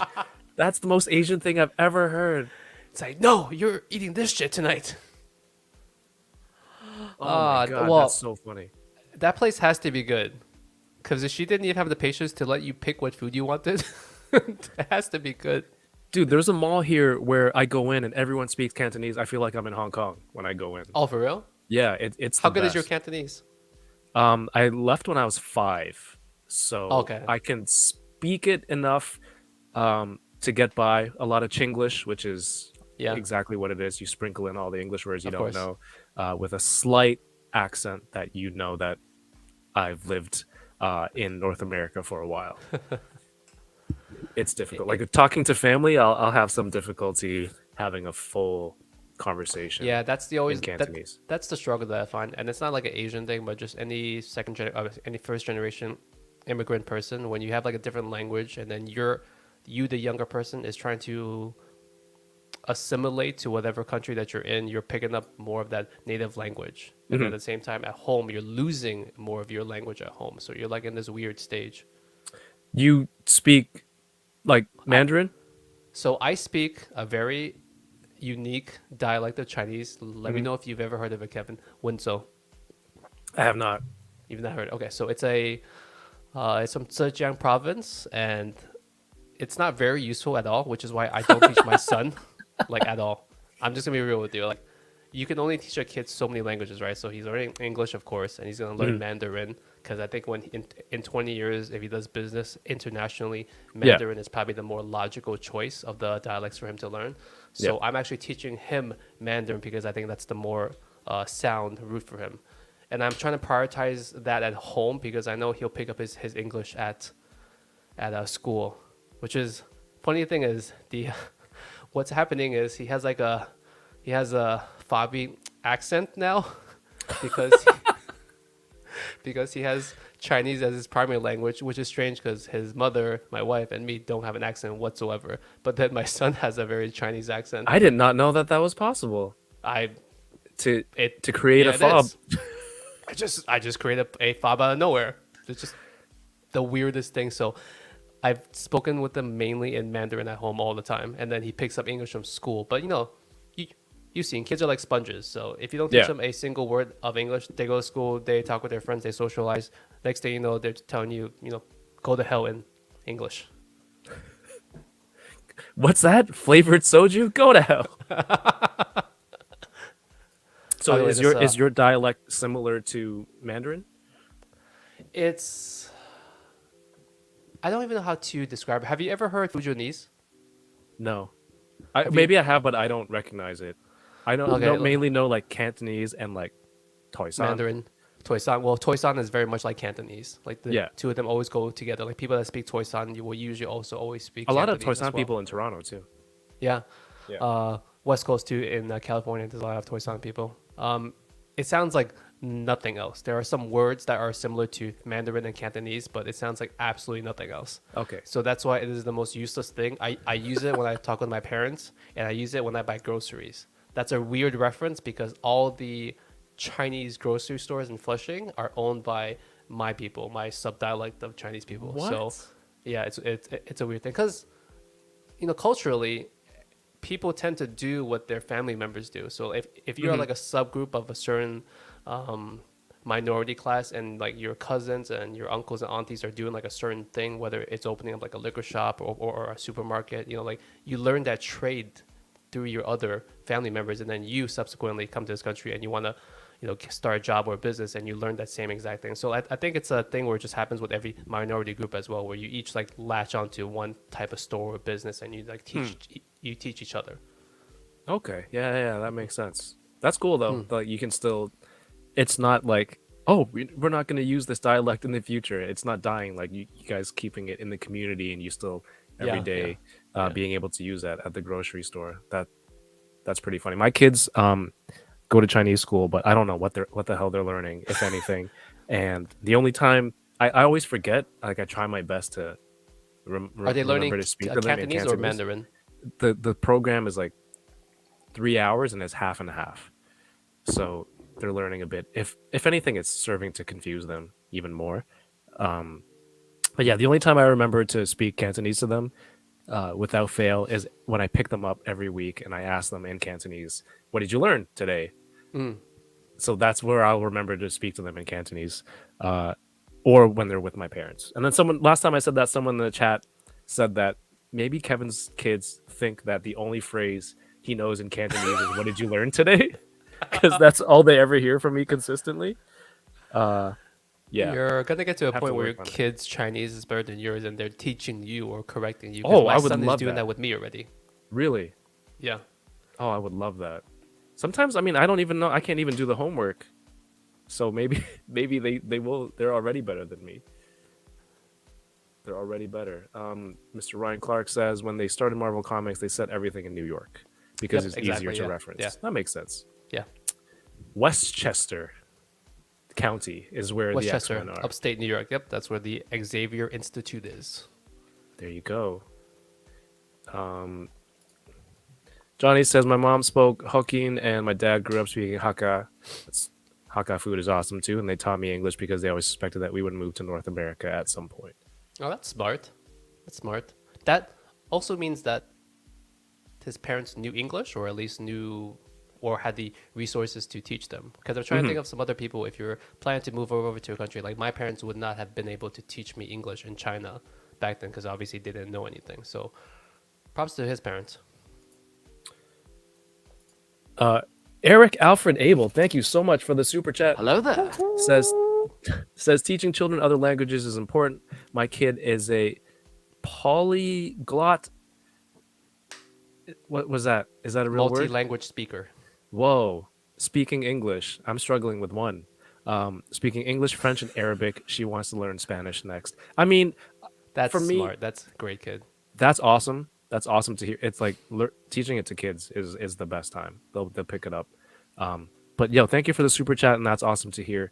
I learn enough of different languages based on situations. Like if I'm going to karaoke, and this is back in the day, obviously, if there's like Korean girls or Japanese girls or Vietnamese girls, you want to learn how to play drinking games in different languages, dice games. Kevin, the only incentive Kevin had to learn any language was to pick up a date. Yeah, basically. My wife's not. My wife's not watching this. To Eric's point, language is important. Like I've always talked about, language is like it's the foundation for so much of keeping your own heritage and being bonded with your family. If you don't know the language that you speak, then you, in some way, are disconnected from your culture, no matter how hard you try. And I don't mean that in like a negative way, because obviously some people aren't brought up and don't have the resources to learn that language naturally when they're growing up, right? So this is not like a jab at the person itself, but I always feel as a person that does not speak that much Chinese myself. I personally have always felt in some way disconnected because I don't have the experiences where I can go to like a very heavily Chinese area and just speak very naturally, right? I have to speak my broken Chinese, and sometimes they'll just revert back to pointing at the menu or like speaking English to me, and like that's both very rude, but that's what you get for going to a 3.5-star restaurant.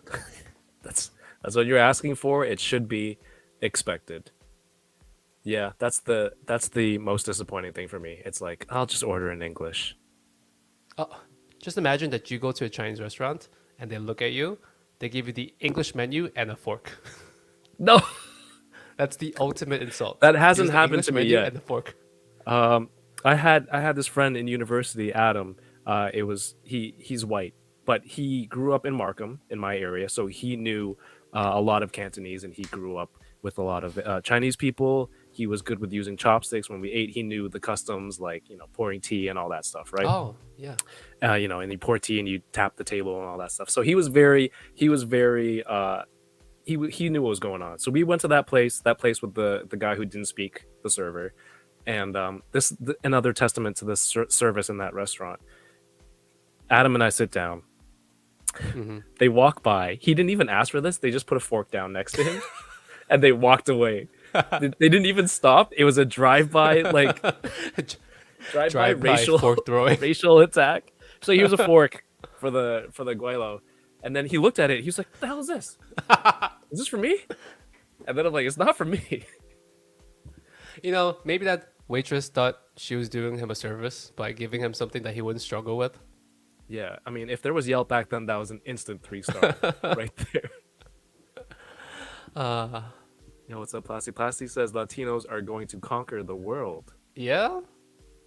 Let's do it. That's why I'm learning Spanish, man. At one point. I gotta learn more Spanish too. I took like 3 lessons of Spanish in high school and I've lost all of it. I did Duolingo for a little bit, and I watched a lot of Scarface and other drug trafficking movies. I've picked up quite a bit. And also the Ecuadorian lady at work teaches me a lot of bad words. Yoko says, I was almost trilingual at once. English, Trilingual. Yeah. Japanese, Mm-hmm. Cantonese, Mandarin? That's the mystery. What's the third language? I think it's Do you think it's hard to learn Cantonese or Mandarin if you didn't know anything? If you didn't have a base in Chinese? if you didn't know anything, Not Good more lord. useful, but just harder or not. Because I would say it's more useful business-wise to like learn Mandarin, because that's the language that a lot of businesses are pivoting towards. But just in terms of like if it's harder or not, Yoko says Cantonese is harder. Yes. if you learn Mandarin, there's like the whole pinyin system. Pinyin. Yeah. Yeah, which is basically how you would pronounce the Mandarin word. It's spelled the out for you Romanized in- version of yeah, the word. with in English with the accents and everything. But that in itself, once you learn all the tones, 1, 2, 3, 4, I think that might be easier. I don't know if there's a similar system for Cantonese. Yeah, there isn't. Cantonese is Yeah. hard. I mean, my wife speaks Cantonese. She's originally from Hong Kong, but I don't pick up any Cantonese. I understand a little bit, like barely. Like when she's talking with her family, I can kind of get through the conversation. I mean, not talking, but I can listen and kind of understand what's going on. But Cantonese is hard. Yo, that brings me to a point that I wanted to touch on. Your wife is also a collector. Okay, I don't know where she is, but my wife is a hoarder. This is a different word. Okay. Whoa. We use the word hoarder, not collector. Getting I'm trying spicy. to say this louder so she can hear me in case she's in the next room. Just My- load this on her phone so you can hear it directly. My wife has hoarding tendencies, but I think that's not to her fault. We all have hoarding tendencies of our own. I mean, I collect shiny cardboard, so who am I to speak, right? It just is what it is. Kevin, I'm gonna green screen my looks like he background. lives Hold on, on hold the on. scene of that show, Hoarders from TLC. I'm making changes, man.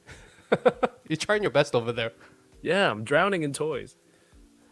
My wife is really into Harry Potter, the franchise, and then she's into anything Harry Potter related, which at this moment is very much Lego. So she has three, count them three. I'm putting up the correct number of fingers this time. Correct. 3 IKEA Awesome. cabinets worth of Lego collectibles, Oh damn. in addition to all the other stuff. So like the biggest one would be like the Hogwarts castle, like the big Right. full size one. So like Yeah, that yeah. takes up a lot of space. That doesn't even fit inside the cabinet. That sits on like a little table that we have in our bedroom.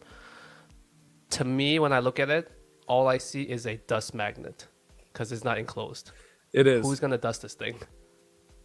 It is. You need an air purifier and a lot of brushes for dusting. Plus, It's I will gladly clean the house, but I'm afraid to touch that thing because if I dust incorrectly somewhere, I might just snap off a thing and then it falls somewhere. I don't Yeah. know where it goes. I get blamed. So the thing, it has like 2 inches of two thick layers of dust on it right now. what was the other thing? The flower? Was it like a bouquet? That's just because Lego series has the botanical series. I think that's what it's called, where it's just like flowers. Yeah. So you build it. It's like a full stem flower, and then you can actually put it into a vase.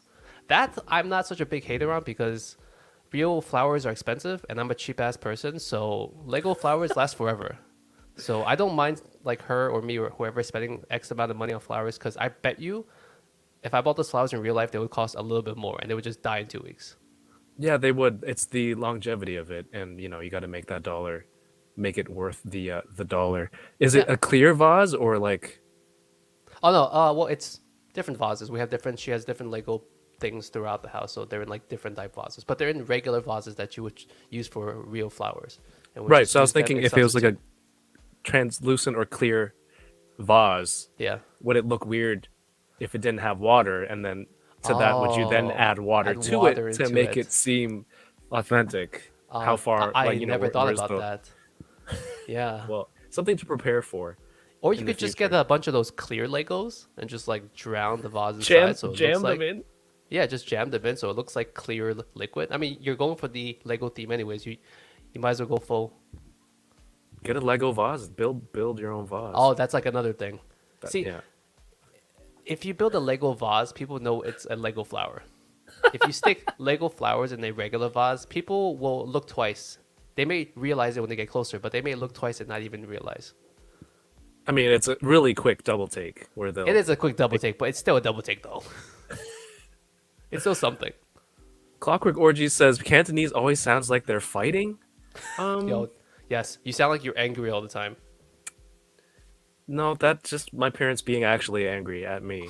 That's not sounds like that's true. Trevor says Elvish and Klingon have not been very helpful. That probably sounds like they're fighting. May have been a waste of time. Did you learn some Dothraki as well, or when Game of Thrones was hot?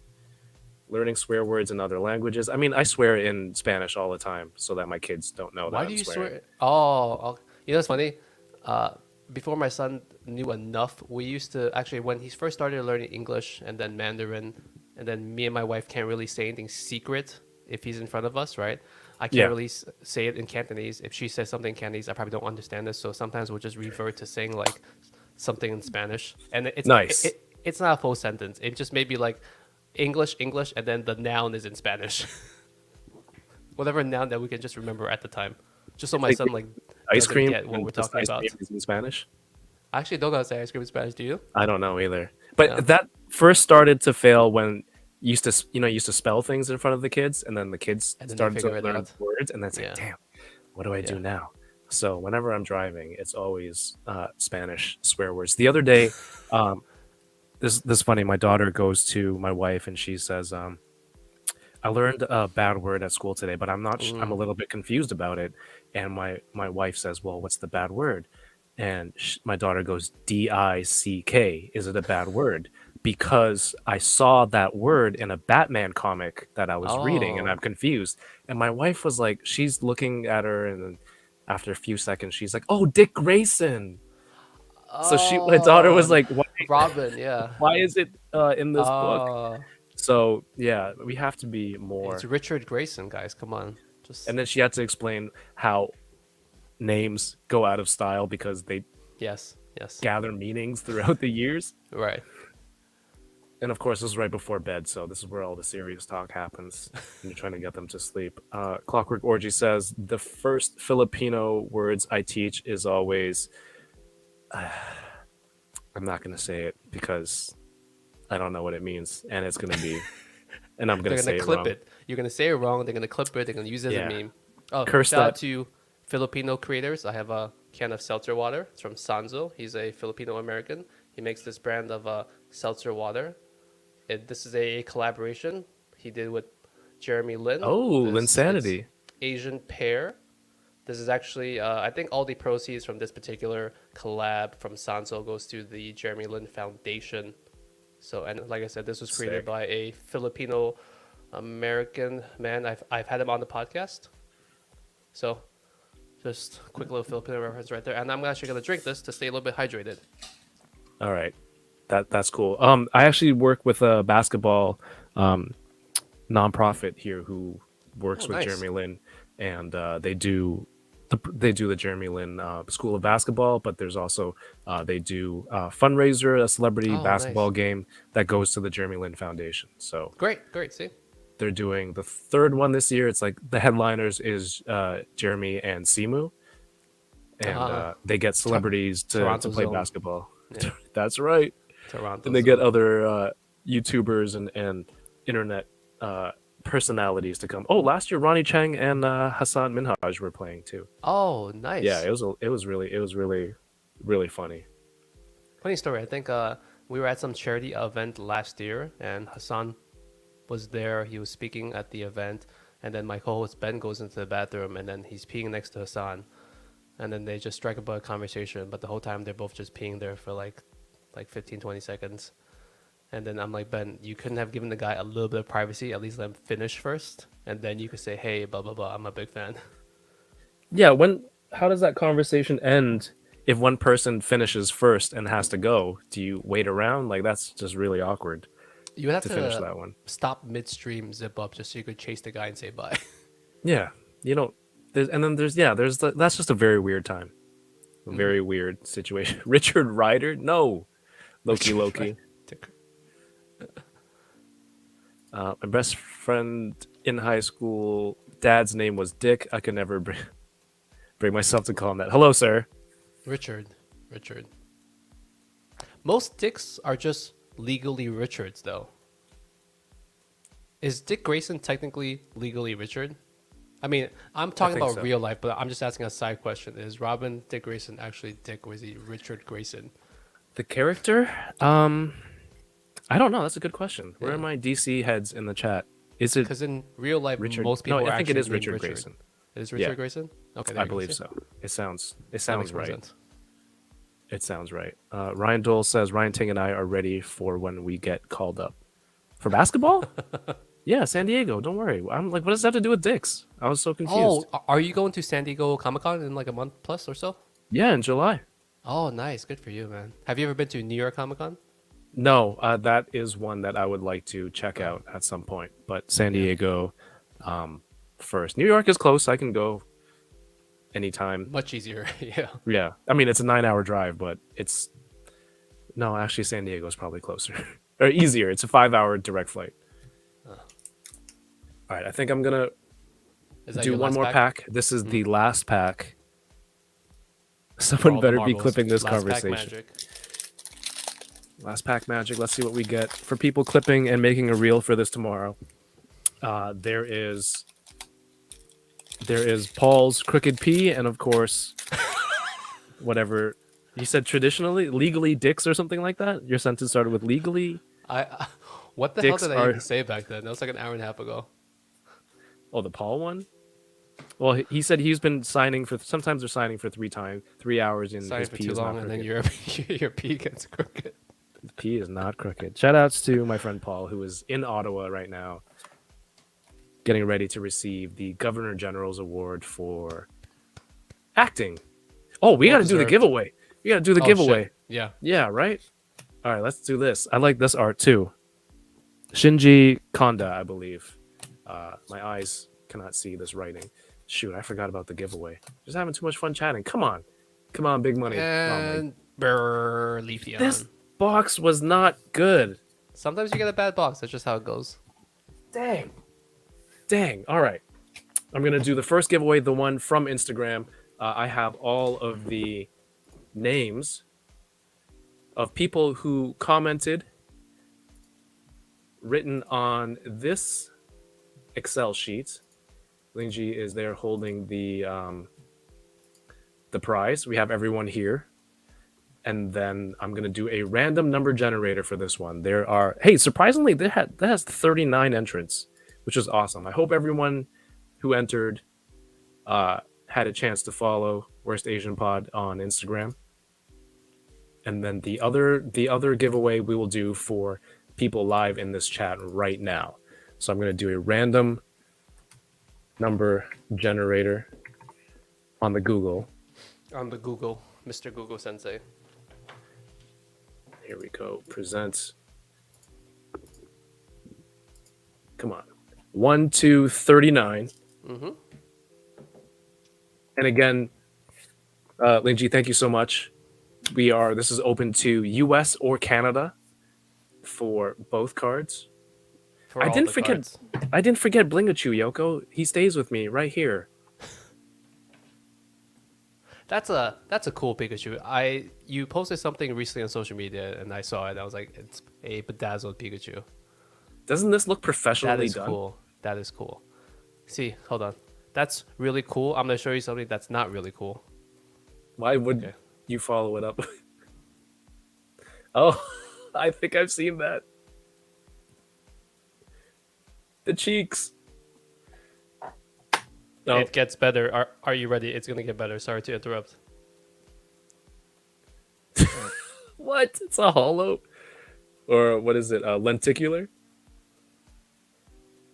Are you gonna get banned for this? Is this not safe for work?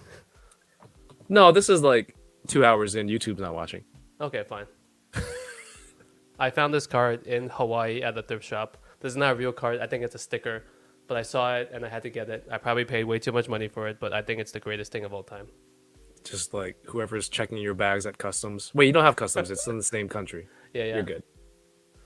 All right, sorry to interrupt your great Pikachu with my thick Pikachu.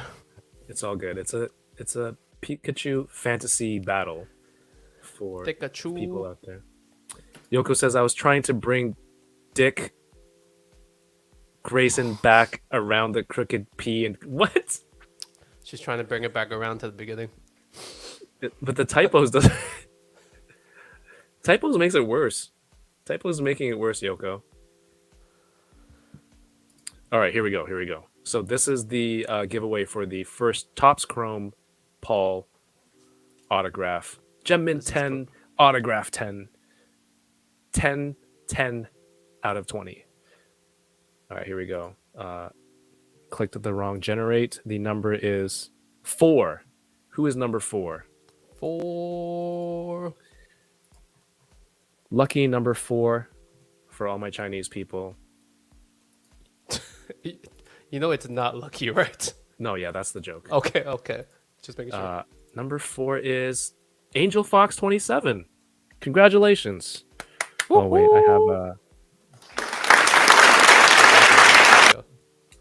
have there we go. I will get her information. I know who that is and send it to you. She's in Canada, so you can figure out how to do some shipping for that. Thank you so much. And you have the other 2 cards. So what I need people to do in the chat, if you want to have a chance to win, I'll pick 2 winners from this. I will pick. I 2 found winners. one more card. Don't ask me where. I found another card. It's repopulating. When you see, this shows that even a crooked P can still repopulate. Do you have one for yourself? Yeah. Okay, I that's still good. do. Lots of P's. He's everywhere. So you bought I brought 5 more than this. This was in the extras box. I make poor financial decisions, okay? No, absolutely. This is what I do with my life. Okay, so if you would like a chance to win, is it 3 separate giveaways? 3. I don't know, Kevin. This is your stream. You figure it out. All right, I'll reimburse you. I'm still trying to figure out some. my lefts and rights. I'm not a streamer like you. What's the hashtag? Crooked P? Okay, just yeah. All right, I can do that, Yoko. Let me redo it. That's hilarious. Crooked P. Okay, for a chance to win, please exclude winners when doing multiple draws. Yes, please type into the chats the pound sign and the words crooked P. If you're watching on Twitch, on YouTube, on Facebook, type that into the chat. You are eligible to win. It will be entered. The system will collect all of the entries and pick a winner. We do not discriminate. In that time, while we give people some time to enter, what you do on your pod every week, Lingjie, you have a section called Ranting and Raving, Oh shit! Are we gonna go there? where you can pick any topic. Doesn't have to be toys. You know, you guys make it so that it doesn't have to be Asian stuff. So for tonight, doesn't have to be toys. Oh, this is Anything that amazing. you want to rant, if you have a problem, or rave about, if you're really feeling something. And I figured this would be a good opportunity to do a little bit of that, kind of flip it around. I know that this just means you have to do an extra version of it on your recordings this week. Okay, hold on. This is that. That's actually so funny. I'm not ready for this, but I'm gonna. Just Sorry to go put you down. on the spot. You know what's funny? I write down my rants when it comes to mine, so that I'm actually ready. So do you write it down when it happens? You're like, oh fuck, this guy cut me off, and then you're like, oh, I gotta write this down on my phone. If I remember to actually write it down. So I have a long ass list, by the way. The airing of grievances. You know, sometimes like I think the whole point of this podcast is just a venue for me to rant my crap into the world. It's like I think so. Therapy. It's therapy. It's I've asked therapy for you. me. It's not for anyone else. It's just therapy for me. I've asked you, like, is this just the reason for you and Ben to get together and drink? We don't actually drink that much. We drink every once in a while, but not that much. I've been Really? drinking more recently because Ben has been testing my patience more. So I've had a need to drink on the podcast so that I can actually look at him and not be angry. I mean, I've seen your IG stories. There's lots of alcohol. Yeah. I love the behind the scenes stuff. It's so good. For people who haven't seen it, in an attempt for Lingjie to get Ben to look and face the mic and speak into it, because I don't know, audio is very important for a podcast. When you're over here, Exactly. talk into the mic because this is a lot better. Exactly. What? Well, why don't you let people know what you did? So, my friend Ben, my co-host, he likes to eat food. He likes to eat a lot of food, and I feel like the only way for him to keep his attention on the mic, because Ben has a thing where he talks away from the mic like this, which is very annoying. So what I did is I printed out not a picture of Paul, but I printed out a picture of a Korean fried chicken, like about this size, and I just taped it to the mic like this, in the hopes that Ben would look at the chicken and remember to talk into the mic. Did it work? No. Was it a great joke? Yes. Yes. For the content, it was perfect. Maybe it was served to be a little bit distracting for Ben, who, you know, maybe had a thought and then went, "Oh, You know what's let's get actually some funny? I think KFC after this."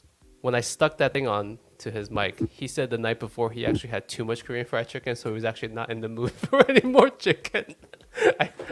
I chose the worst time. Korean fried chicken is like that, though. You can't have too little of it. You always order a lot, and you Korean fried chicken is the Don't best know where fried to stop. chicken. You can't get better than that. Anyone that has not had the chance to have real good Korean fried chicken, please go give it a shot, because I think it's up there. Did Koreans invent fried chicken? Probably not. There was a time when U.S. Army was stationed over there, and they brought a lot of influences into the country, and Korean fried chicken was probably a evolution of some of that. But what Korean people do the best is they take some things, they take what they have and they make the best with it. And fried chicken is one of those things. You know, there is a unique taste about Korean fried chicken. It's double fried. It's extra crispy. It's drenched in that sauce. It could be spicy. It could not be spicy. The non-spicy version usually like garlic, soy. It's amazing. Oh, garlic soy is the best one. We have tons, and then you get side dishes. You get your radish, your daikon. Yeah. Daikon radish, that's like a little break from the actual chicken. It makes you feel like you're doing something healthy with your life, and then you go back to stuffing fried chicken into your mouth. And then Do you feel like? good. Do you like the cheese ones? Have you had the I actually cheese? don't like the cheese. I mean, I'm a guy that likes basic stuff, so if you make anything like too crazy, like don't stuff my chicken Oh, wings with sorry. cheese, don't drench it in cheese, don't like do some weird like thing with it. Just give me regular-ish fried chicken, and that's where I'm at. I'm just I a love basic it. bitch. I mean, that's all it is. I'm boring. I don't know why I'm on the internet. I don't know why people listen to me, but it just is what it is. Well, the podcast is really entertaining for me. I hope some people give it a chance and check it out. How long have you been doing it now? We've been doing it for coming up on 2 years or so. Yeah. Nice. It's good. Oh, So- ranting. You wanted me to rant. Yeah, So yeah. Kevin was saying I do a segment on my podcast for every single episode where we rant. So each episode is usually a topical discussion about something. And then at the end of it, we do like a little segment where Ben and I just rant about something. We call it ranting and raving. I'm going to get Kevin to get in on this as well. So it's usually unrelated. It's just whatever is happening in my life. It's like the catch-all drawer of the episode. So ranting and raving. My rant for today is I think it's pretty cool. And you guys might hate me to actually drink stuff when you're on the toilet. What? Wait, you were raving about This is a rave. drinking? This is a rave because I save my rants for my own podcast. I like to be more optimistic here because Kevin said it's AAPI Heritage Month and we're all about optimism. So what more optimistic than drinking your coffee on the toilet? I mean, I'm trying Take a to second stay positive. soak it in. Take a second to soak that in, Kevin. Are Do you we just- have a lot of time within our lives? Do we not prefer to multitask? Are you just making it more efficient? Because coffee for a lot of people acts Yes. as a laxative. It So doesn't have you're to be ch- coffee. It doesn't have to be coffee. It could be anything. It could be a soda. It could be hot. Maybe you just came out from the backyard and you're very hot and you want to have a soda and you're just sitting on the toilet. Why not do two things at once? As long as you're not like, you have to keep your hands sanitary. That's probably the only thing that I'm thinking about. But aside from keeping your hands sanitary, I think sitting on the toilet at your own home toilet. I would not go to a restaurant and take my cocktail into the toilet stall. That's just weird. Please don't do that shit. Server, but- can I get this in a takeout cup? And they Sir, take you out. haven't paid. Oh, I'm not leaving. Which way's the bathroom, please? Thank you. I'll be right back. But if Oh, you're at Hassan home, Minhaj, what's up, man? Oh, why am I holding this cup? Let me tell you. but if you're at home, it's clean, it's sanitary. I don't see what's up with it. As long as you sit down, you start drinking. When you finish up, you wash your hands. I think you're good to go. I have no problem with that. But is it something that you rave about? You're like, guys, I just learned about this brand new thing. It's saving time. You're gonna love it. Consu- I think it's okay to be open about things that you think are cool, even if it may be a little bit weird. Do You I think think this it's is cool? like? Do I think it's for everyone? No. Is this a new trend? Am I trying to be hipster or something? No. I just think like no one talks about it, and I want to talk about it. It's okay to eat and drink stuff when you're on the toilet, as long as you're at home and it's somewhere sanitary. As I bring up Crooked P, the hashtag, do people in the chat find that no one talks about it because maybe not many people do it, or you're finally like, yes, I'm finally seeing some representation? Please. There's a question about particles shooting up from the comment section in the air when you flush the toilet. I'm not saying you should be flushing the toilet. Here is the sequence of events, guys. Please. Guys, it's very specific. You have to you grab your beverage, you put it somewhere in the bathroom. Like my bathroom has a little shelf right in front of the toilet, so I just put it there like a little coffee table. It's technically a coffee table at this point. I sit down. There's a coffee table in your toilet. It's a coffee shelf. It's a coffee shelf. Okay, please, I don't want to disrupt the process. You sit down, you start your business, you pick up your coffee, you enjoy your coffee, you're done, you put your coffee down, you clean yourself, you pull up your pants, you wash your hands, you flush, you get out of the toilet. That's it. At no point is there any cross-contamination, I think. Hopefully. Oh my goodness, we might need the I don't know, like the CDC or something to look into if there's actual contamination. All right, this is a hot topic. I guess not everyone agrees with me, so that's fine. Just know that I enjoy coffee on the toilet. Just know, in case anyone was wondering, where does he stand on the topic of toilet beverages? The question has been answered. I guess my rants. I mean, I don't want to make What it do you have to rant rant about today, Kev? like it's me drawing a line in the sand, but kimbap is just big sushi. Oh, But are you can making it a also choice? be can it also be a rave because I love kimbap and it's been Yes. delicious? Yes. Because I ordered 3 orders of it the other day, thinking my son would eat it, and he didn't. And then I finished mine, my wife finished hers, and all through the rest of the night, we were just sneaking back into the fridge, eating one piece until it was gone. And then when I was done, I was like, man, I want more kimbap. Like, it's weird. It was Kimbap really is good. Kimbap is addicting too. Have you had kimbap in tube form? Burrito tube form? No, What I mean by that is she didn't cut the kimbap. right. It's just one log. Yeah, so she makes it the exact same way, and instead of cutting it, she just gives you the entire log. Because some things are actually packaged like that, and they have small, excuse me, they actually have small versions of the kimbap like that. Seaweed isn't exactly a pull away food. Like you have to rip it and it Mm. kind of tears. It's not like you, or sometimes you gotta, do this with your teeth. Yeah, and like the saw motion. grind. to teeth. Yeah. So I don't know how I feel about that. It's already so big that when you take a bite, I ranted to Paul about. There's my rant. It's too big. A sushi can't be so big where you need multiple bites because it compromises the structure of holding the everything in. integrity of the actual thing. There you go. And it's just a mess of sliced up carrots and bits of egg on your plate. You know what? Just to be more diplomatic, there's probably different cuisines which across different cultures seem like they're exactly the same, and you can just compare from one culture to another, saying that this is basically XYZ from this culture. Yeah. So you know what? It's all fine. It's all rice. We all eat rice. Fried rice, Chinese It's fried all Korean rice. rice. That's the most Asian thing Yeah. I've ever. We're all unified by rice. Every culture eats a lot of rice. All the non-Asians watching this, they're like, I knew it. They do say that. It's all rice.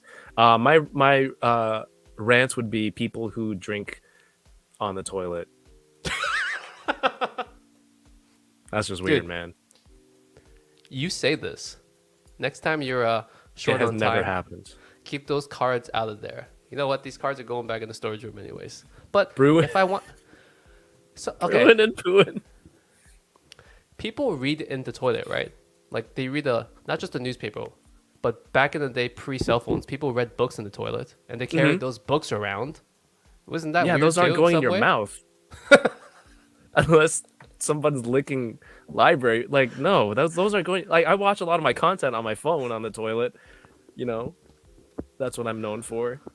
Doing my video reviews. For that reason, saving time, I get it. I don't think I've ever been that pressed for time where I'm like, I don't know when I'm gonna drink this coffee. I think it's less about time saving. It's more just about it's normalizing drinking on the toilet. I'm just trying to say, in a world where we're trying to cancel everyone for everything, and where the world is more divided as it is. Everyone's on the left and everyone's on the right. We can all be together on the toilet. having This is the coffee. center. This is the center, and the center is on the toilet. So coffee drinkers and pooers, meet us here. This is the place to be. I don't know. Solving world peace one toilet at a time. I rant. I read while driving. Oh no. Okay, that's just dangerous. That's just straight up dangerous. But somehow not worse than drinking and pooing. How is that not worse? I'm not endangering anyone. If anything, I'm just, whatever happens in the toilet stays in the toilet. That's what they always say. That's not how that works. Especially after Chipotle. Read the back of the shampoo. Yeah, what? No, that was before pre-cell phones. Before Reader's Digest is shampoo containers. Yoko says not the same. Coffee increases motility and it's a natural knack. It is. That's what I'm saying. That's what it is. Yeah, it is. Where you're like, I know what's going to happen next anyway. I might as well set myself up. Preparedness is the key to success. I'm always one just step made that ahead up. of the coffee. One step ahead of the trends. Fabster, what's up, Fabster from the ACBA podcast? Friend of the show says drinking coffee on the toilet is a little too human centipede for me. Oh no. Oh no. All right. I think I'm gonna do a draw. There's gonna be 3 draws. You're not gonna pick the card. You're gonna enjoy it. You're gonna open it on All the toilet. the peas are crooked. If everyone's curious. Yeah. Okay. Can you compare before we give it away? Can you compare the peas? Can you compare Paul's peas, the 10 versus the non-graded? Oh, I Have don't you think have you it's like- personally looked at those? I don't think it's actually like the like script or anything. I think it's more about the quality of the pen that was used and his impression on the surface that he's actually grading. So pen, I mean, like as long as his signature is within a range like of being normal in his own signature, I think that's fine. I think it's more about the actual quality of the pen that was signed. But I would say like honestly, some of these non-graded cards probably have a deeper blue on them Oh, than the actual graded ones. I mean, yeah. The second one has a nice hook on the P. Oh God, that's also bad. Yes, I love my P's with the hooks. It's got a big hook at the end, and It's a big it looks hook. like it says pale. Paley, Peely. Or is it Paul? The A and U is. Have you ever seen Paul's signature?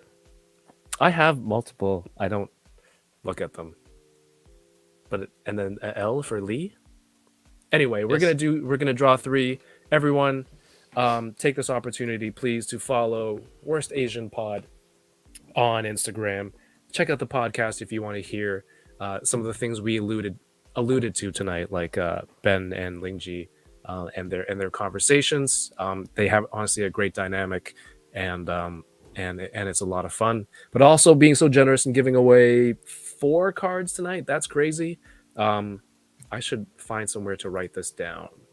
The first winner I'll highlight there, Angel Fox 27 for the PSA 10. My goodness, thank you, Lingjie. And then the 3 winners for random cards. Here we go. The first Random one and all up. signed. Oh wow, this is really official. Look at that. Man Beast Boy is the first. Congratulations. It's I Dick believe. Grayson. Yo, The winner is perfect. a dick. The winner is a dick. Perfect. Well, I'm gonna look for the most crooked P for you then. I'm just kidding. I'm just gonna pick this randomly. It's perfect how that came back full circle. Matthew says, after the stream, I'm gonna keep disposable cups in my car because I don't trust my friends anymore. What? Like using using somebody's cups in their house. Oh, that's actually I didn't think about that. That's like oh yeah, just bring your own cup to your friend's house. I mean, what are you gonna do? You know what? Just bring your own cup when you come to my house, because everything in my house has been in the toilet. This mic has probably been in the toilet. At some point, I probably did some podcast episode on the toilet. Actually, you know what? Recorded. That actually might make good content. And you can just blur out the bottom. I think the only downside is I need to find a room where there's two toilets, like a public bathroom stall where I just take out the center divider. And you and Ben are they facing or side by side? Kevin, where have you seen toilets that face Well, each other? Let's just think about it. In Asia, Maybe. Well, there's also squatting toilets, but Let's I'm do thinking it. of like a 2 toilet stalls and just take out the center divider, so we're both facing forward towards the camera. So it'll be like my regular podcast setup, just on the toilet, and I'll just blur out the bottom. let's do it. If you want to do an episode, we'll call it toileting around. Toileting around. At some point, we're gonna get hemorrhoids. We just sit there for too long. I mean, that's the least of my problems if I'm drinking on the toilet all day. Oops, I just clicked it by accident. But here's winner number 2. Hey, no chewing. Congratulations. They're also in America, somewhere on the East Coast. Oh, thank you for saving me on shipping. I will deliver this to your front porch myself. I think like New England. Don't give away their area? address, Kevin. Well, I don't have their. Wait, I do have his address. Hey, Toy Talk is here. Perfect. Shitting around. You're not even trying. That's not even clever. It's funny. Poodcast? That's pretty good. Poodcast? Yeah, poopcast works too. I think poopcast rolls off the tongue more. It does. Battle Poodcast, shits. that's good. Throwback to Harold and Kumar, Battle Shits. Yes, that's right. That was the That's the two first girls movie. in the toilet, right? Oh yeah, the 2 girls in toilets, they were like, let's have a battle shit. Yeah, one of them had Were an they accent. British? Yeah, one of them. You did the accent, so I think one of them. Yeah, do you remember Battle Shits? Something like that. And was Yeah, it that was exactly was it. it Kumar in? I don't. I should rewatch that. Great movie. Great movie. Oh, that's right. That was from your list of Asian. Was it top Asian Oh movies? yes. I did a list of we did an episode with a list of our top Asian movies. Once again, these are not serious lists, so the Joy Luck Club was not on that list. I got so many comments about why we didn't include that just as a honorary mention. Joy Luck Club. Sometimes you just have to be controversial. That's what gets the people going. All right, and the third and final winner of a crooked P. Poo Kevin tube. does not mean we will make your P crooked because that's not a prize.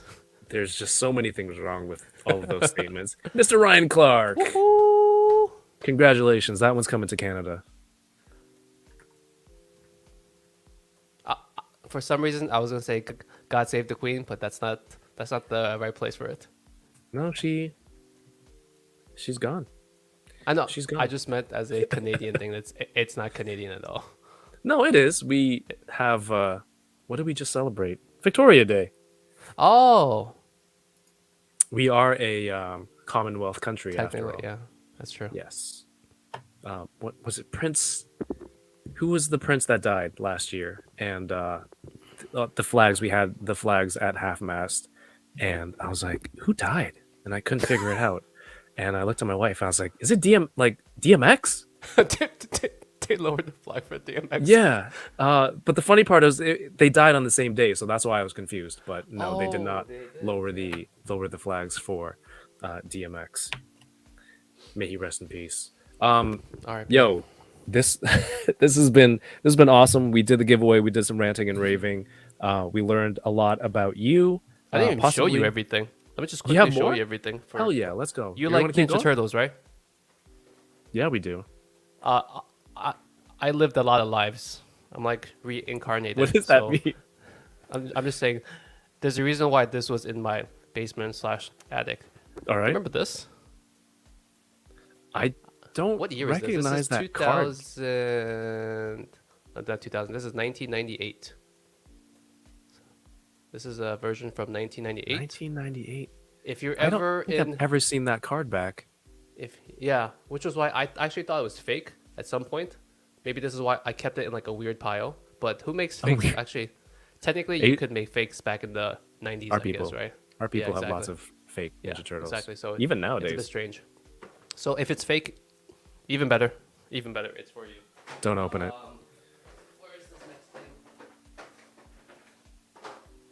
Bruce, Brian, Rocky, Manzo, thanks for tuning in, man. Have a good night. This is gonna get. Do you remember this? Whoa. Wait, so why do you have this unopened? And will your son be the recipient of this? So I was actually gonna save this for my son. Oh, he's but gonna then- have tons of fun playing that. But then I checked the price on eBay since I took this out for you, and I might sell it on eBay. What is it going So- for? It's like, so there is not even one listed, and the last open but new ones were like $300. What? Yo, This is a weird angle. So brand new and shipped. This is such Yeah. a weird angle. I'm going the wrong way. So I've had this in my attic for years, and some stuff I saved because I think eventually I'm gonna have a son, and I did. I had a son, and I think eventually I'm gonna give it to him. And I still have a bunch of stuff in that pile, but this was in that pile. This is from what year? This is not even the newer set. This is like an older one. No, it's not. This is several iterations in. 2003. So this is 20 years old. This is 20 That years series old. is 20 years old? God damn Yeah, it. this is 20 years old. So at some point, I might sell this and just give the money to my son, and then he could do whatever he wants with it. Because I feel like that would be a better use of it than actually have him open it. Because if they have a newer version of the layer, I could buy the newer version at like fraction of the price, And still have money left over. Yeah, and then he could just get him something else. But you're a big turtle fan, so I thought you might find that cool. That's very cool. They have great turtle playsets. That can get you many Carson Teva cards. Do you remember this? Whoa, That's cool. that's a lot of. Oh, okay, less glare. This- Less glare. This is Don't your glare. original? This is the original. This is from the 1990s. Damn. It's a. This is old. This is older than the other one. Yeah. So a Power Rangers, Power Blaster. I've got some other miscellaneous stuff. That looks like it's in really good condition, man. It's actually not. It's pretty No? scuffed up. It's hard to Oh. tell from my quality camera, but this is actually pretty scuffed up. But I've got a bunch of. I'm still going the wrong way. So Yeah. this I thought was pretty cool. 'Cause Your I mic is dead remember- center. It doesn't matter which way you go. It's still split right in the middle. Once again, I'm not a professional streamer, so I don't know what the hell I'm doing over here. But Audio this is cool only. because do you actually? This might have been past your age, unless you were older and playing with this. But this I was had- my age. Yeah. I had Power Rangers toys from Hong Kong that I brought over, so I had something similar. Yeah, so this was like a setback then. And it's crazy that this actual packaging has lasted this long. And it's such a giant thing for only a couple crappy plastic toys. Because I'm pretty sure if I take these out, they'll be really low quality. Like Oh, really, yeah. really low They're quality. like hollow and pretty light, probably. Yeah, so it's not anything super spectacular, but it's old, it's nostalgic. At some point, I think I had the original Megazord version from the same original series, but I don't know what I did with it. I must Oh, have sold shoot. it way back in the day in a different life. Samrock says the 03 turtle stuff are not always easy to find. No, that's probably why you didn't find any listings on eBay. Clockwork Orgy says, Kevin, show him your NBA card foil wrapper collection. Why Foil you guys? wrapper collection? You guys know too What's much the about story? me. What's the story? with I'm a that? bit of a hoarder, and I had a box which was basically I used to collect a lot of cards when I was younger, and it was just a box of empty wrappers like this that I had saved. Oh my god, you're such a damn hoarder. I know, and until my wife called me out on it, that's when I was like, I finally accepted it and threw a lot of that stuff out. But what the hell, Clockwork Orgy? You weren't supposed to remember that. You can't put stuff on the internet. It's someone's gonna remember it, someone's gonna clip it, someone's gonna save it, and it lives forever. When your kids get old, they're gonna hopefully, if the internet in this way is still around, they're gonna go back and just look at you. So like when I'm gone, they're like, oh, we can always remember Dad through his By watching unboxing. him. Yeah. Remember that guy who drank coffee on the no, because like we don't have that for our parents, right? No, we don't. That- I've always said like modern technology, especially with the camera, being able to take pictures of every single yeah. moment of your life. Yeah. It's such a difference because when I have my old pictures from my parents and their old pictures from way back when, it's few. There's probably like less than the amount of fingers I've have, and you cherish every picture not because it's like a great moment or it's a well framed picture, but just because the scarcity of the pictures from their generation and maybe you as a kid, me as a kid, it's Yeah. a totally different world. We grew up with film cameras, which were still probably 1,000 times more accessible at our stage when we were kids than our parents prior Yeah, to for that. sure. But now you look at kids these days, like my wife's phone, she's on the Apple whatever high tier icon. Yeah, and I was think gonna she say takes you have just, to keep buying more storage. Exactly, just have to keep buying, and it's crazy. And she does a really good job of like trying to organize her pictures by like events and everything. But even then, it's massive the amount of pictures. It's crazy. Oh, okay, here's my rant. iPhone users, why the fuck are your photos in one long stream? Like if I, Oh, in your gallery. At the bottom with the bar, right? And you're scrolling. like- You mean that? No, it's like it's not sorted in folders. Like if you just take photos, everything you download and everything, it's just all one chronological order, and like that's stupid. Yes. That's crazy to me. There's so much. Are you team iPhone or team Android? I recently got an iPhone, but for the last God knows how, I've had Android since the first Okay. Motorola HTC Dream. Oh shit! Was that the one with the keyboard?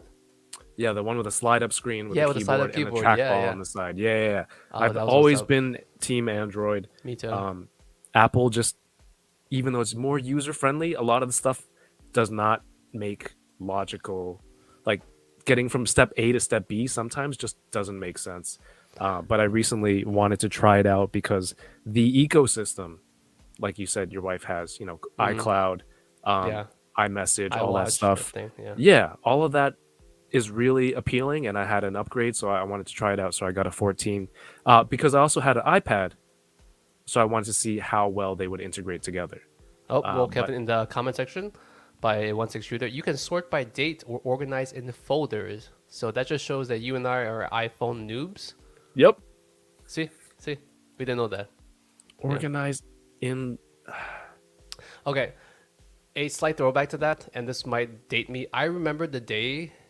You told us days how when- old you are. You don't need to date yourself. Okay. I remember the day it was some variation of the iPhone. The way the first few, like 2, 3, 4, iPhone something, right? Way back when they had the keynote speeches. Yeah. And they were talking about one of the new feature sets, and the new feature set was copy and paste. Yeah. It was just For straight y- copy and paste. And I remember at that time I had an Android. I've been able to copy paste Yeah. on an Android for like 3 years, and now Steve Jobs is on stage and saying this new iPhone has copy and paste, and Yeah. and that is a moment I specifically remember, and I always reference to, saying that Apple does great products. When they release a product, it is like spectacular, but they choose to release things so much later because Yeah. they're always trying to perfect everything. That's my only gripe with Apple that I think is a reasonable gripe. Yeah, no, that's fair. For many years, I was against Apple because it's like, it's all marketing. Look at my big event, and I just got this feature that we have already on Android, and all the Apple people were like, "Oh, this is the best. This is the best thing ever." Yeah, I mean, when they get stuff, it's just like that. Like I have a Samsung. It's like a fold. It's a fold phone, right? Oh, you got that? So- Okay. So I like stuff on the bleeding edge of technology, and I'm willing to like compromise that it's gonna have some faults to it because it's like a new technology. They're trying to figure out and stuff like that. Apple, whenever they have a foldable phone, in however many years when it comes out, I'm sure it'll be perfect. But you have to Right. wait so long for that, and by then it's not like that big of a deal anymore. Man, I could do a whole episode of ranting and raving. No, just ranting about Just ranting. iOS. Ridiculous. Yeah. But hey, it for the most part looks nice. The best thing about it is all the cool accessories, phone cases, all the knockoff stuff that you can get from Asia. Everything is for iPhone. Yes, it's so cheap from Asia. It's so cheap. The best. It is. it's the best. Trying to find a case for our weird phones, it's so hard. Oh damn! I didn't even. Okay, yeah, I have one more thing to open. What is gonna- that? It is Open a it. Open it. Star time. Wars Micro Galaxy Squadron. This is a new-ish line of smaller scale Star Wars vehicles by Jazzwares. Are you a Star Wars guy at all? So I am not a great Star Wars guy. I watch all the films, I watch the stuff on TV, but am I like into the lore, into like the fan base as much as you guys? No, I'm not. I'm up to date with everything, but I'm not like so into it. That's fair. There's a lot of stuff. And I think once you get into it, you're going to have to buy more Legos and everything. Yeah, that's pretty cool. These are articulated vehicles. This should open. It does. So you can put the pilot in there. The driver, Oh. sorry. This Does it has, come with the pilot? Or was that separately? Yeah, So it's right separate. here. Oh, there we go. And these are tiny as heck, and they still have paint and articulation on them. He can sit. He can raise his hands.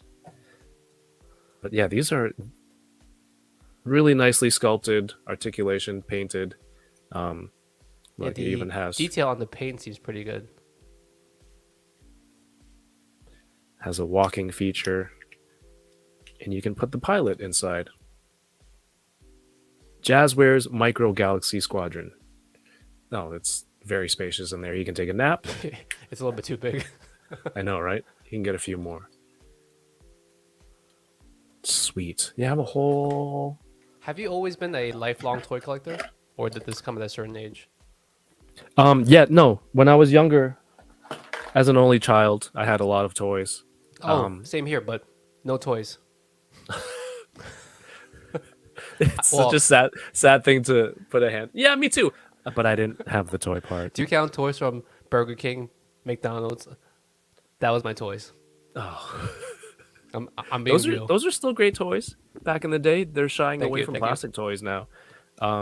But yeah, when we moved over, my parents brought a lot of my collection, and then you know, for a while I didn't collect. You know, the days learning Korean, Vietnamese, and whatnot, and then later When you on had I the got KTV, you had yeah, your eye on exactly. something else.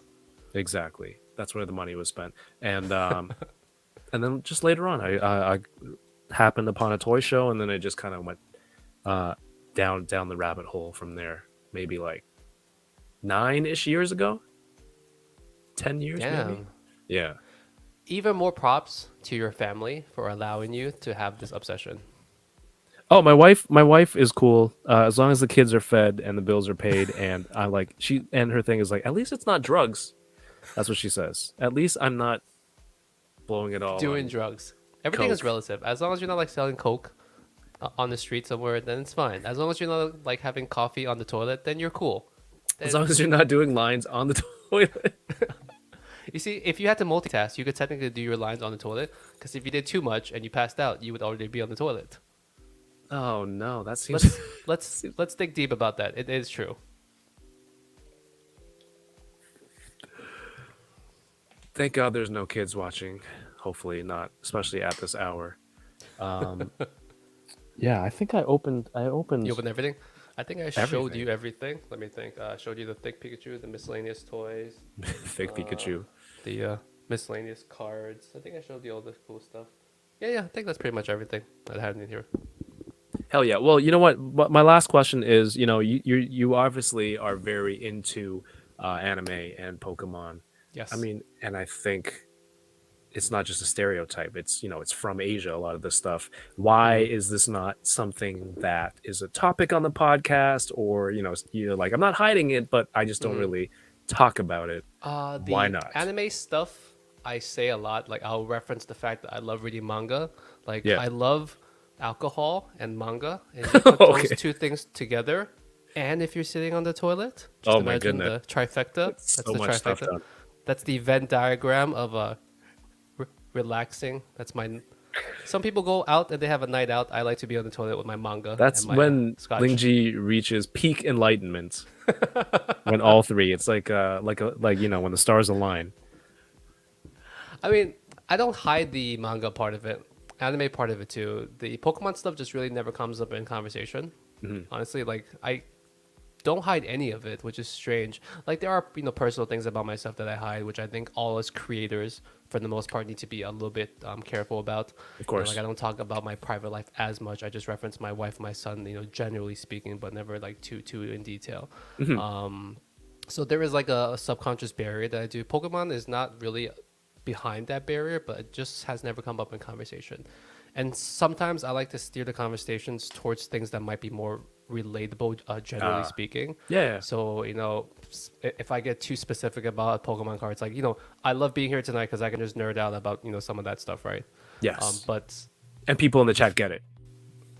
yeah, exactly. Like they get Right. it. They get it's a collectible. They can be on my page and say that's not a waste of money. It's not just shiny cardboard. It has You're value. just here. It's an investment. You're just here for It's that an investment. reinforcement. Okay, it's just an investment. Screw your Yeah. ETFs. Screw your like crypto. Just buy Yeah. shiny cardboard. That's all you need for your life. That's my plan. Yeah. So I don't hide it from anyone. I do have like a list of topics. I do want to talk about anime and manga, but I'm looking for like a good guest to talk with it about. Someone that's fun, that is maybe in the field.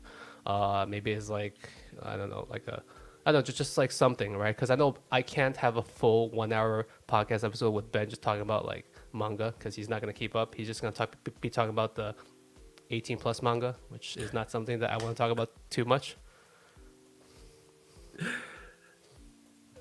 That's Ben. Hey guys, That's tune into his the podcast. knowledge. That's Ben. Well, he collects. He collects basketball cards. Yeah, he collects something too, right? So there's a level of He collects common jobs. ground He there. switches jobs every month. He collects jobs. If you can collect jobs, he's got like a great binder full of jobs. Shiny cardboard is as great as shiny cleavage in manga. I'm not gonna lie. Sometimes when I'm reading manga, there's certain pages when it's that reference, and I don't want to have my wife come in watching me read that particular page of the manga, because And then there's a lot of it's just a part of the culture. It's a part of the manga culture, anime culture. Like there's certain tropes that's Yeah. just a part of it. But to like anyone looking looking in from the outside, it's like this dude is checking out boobs. Perfect. Yeah, And that's why on the toilet is the safest spot for that. Toilet Judgment closed. free zone. Exactly. Not quite, as we saw from tonight. But we opened everything. We had a great chat, but I think if anyone has any questions, we can kind of wrap it up. But thank you so much for coming through and course. chatting. This was a lot of fun, just getting to know more about your collecting side. And I want to say thank you for the giveaways. That was really cool. You didn't have to do Yeah, of course. that, but Shoot me you the did. info. I'm training for a marathon, so I would like to run to as many of these winners' doorsteps as I can. Let's just hope it's not international, because I don't know if I can run with my passport. But Yeah, run to give me the Canada. information. I'll meet you at the border. I'll meet you in Niagara Falls. And Oh, you it's can like a race where you pass the baton. yeah. I'll just pass the card over to you at the border, and then you run the rest of the way. The relay? I don't know what that means. Oh, so we're doing toilet emojis, coffee, toilet emojis, God. everyone. But yes, please check out Worst Asian Pod on all socials. Links are included down in the YouTube video description below. Lingjie, anything you want to add to that? I just spilled my a bottle of seltzer water, so I'm in the process of cleaning it up. But I'm really good at multitasking and under pressure, because every week I have a co-host that has to show up late or says something cancelable on the podcast, so I have to moderate all that BS. So if you guys are ever bored and you want to learn more about Asian American or Asian culture in general, or you just want to hear two New Yorkers scream at each other back and forth, please tune into my podcast. It's called Worst Asian Podcast. Once you remember the name, you don't forget it. It's pretty self-explanatory. Also, it keeps the bar very low, so if you go into it, you don't like it, well, you know what? You have yourself to blame, because it's called that for a reason. No, it's great. Also, it's WAP for short. So WAP. somebody Well, in the technically, she was WAP before we were WAP, so. This was a lot of fun, Lingjie. The podcast drops new episodes every Thursday. So if you have a chance, you can go listen right now. And it's the podcast. You can listen to old episodes at any time. Again, Lingjie's here. Worst Asian Pod here for AAPI Heritage Month. Next Thursday, we'll be back with the enablers for unboxing. More like this, ranting and raving, and more soju. It might be 5 hours. It might be 4. But next Wednesday, I have a video coming out with myself and Eric Bauza, who is the voice of Bugs Bunny. And we did some toy hunting at the local shop Heroes World. So I'm editing that right now, and we'll have that ready May 31st. This month has been a lot of fun. Thank you, everyone, for watching and your support. And, Lingjie, thank you. Everyone Thanks in for the time, chat. man. Appreciate it. Hell It was yeah, great man. chatting. I can't believe we talked this long, and I can't believe I didn't lose my voice, because I came back from something where I was screaming for the past 2 hours. What better way to unwind than this? Everyone in the chat, everyone in the replay, thank you for watching. Have yourselves a great night and keep toying around. Peace. See ya. So professional. Look at that. This thing popped up out of nowhere. Oh, we're still live and they can hear us, and that's I kind know, of it's like the fine. whole It's gag. completely fine. They can't see this, but I'm on the toilet right now. Already? It was Joke's a on toilet you. the whole time. This It was green this screen. whole thing was in my office. My office, aka the toilet, the bathroom. When do you cut this off, or do we just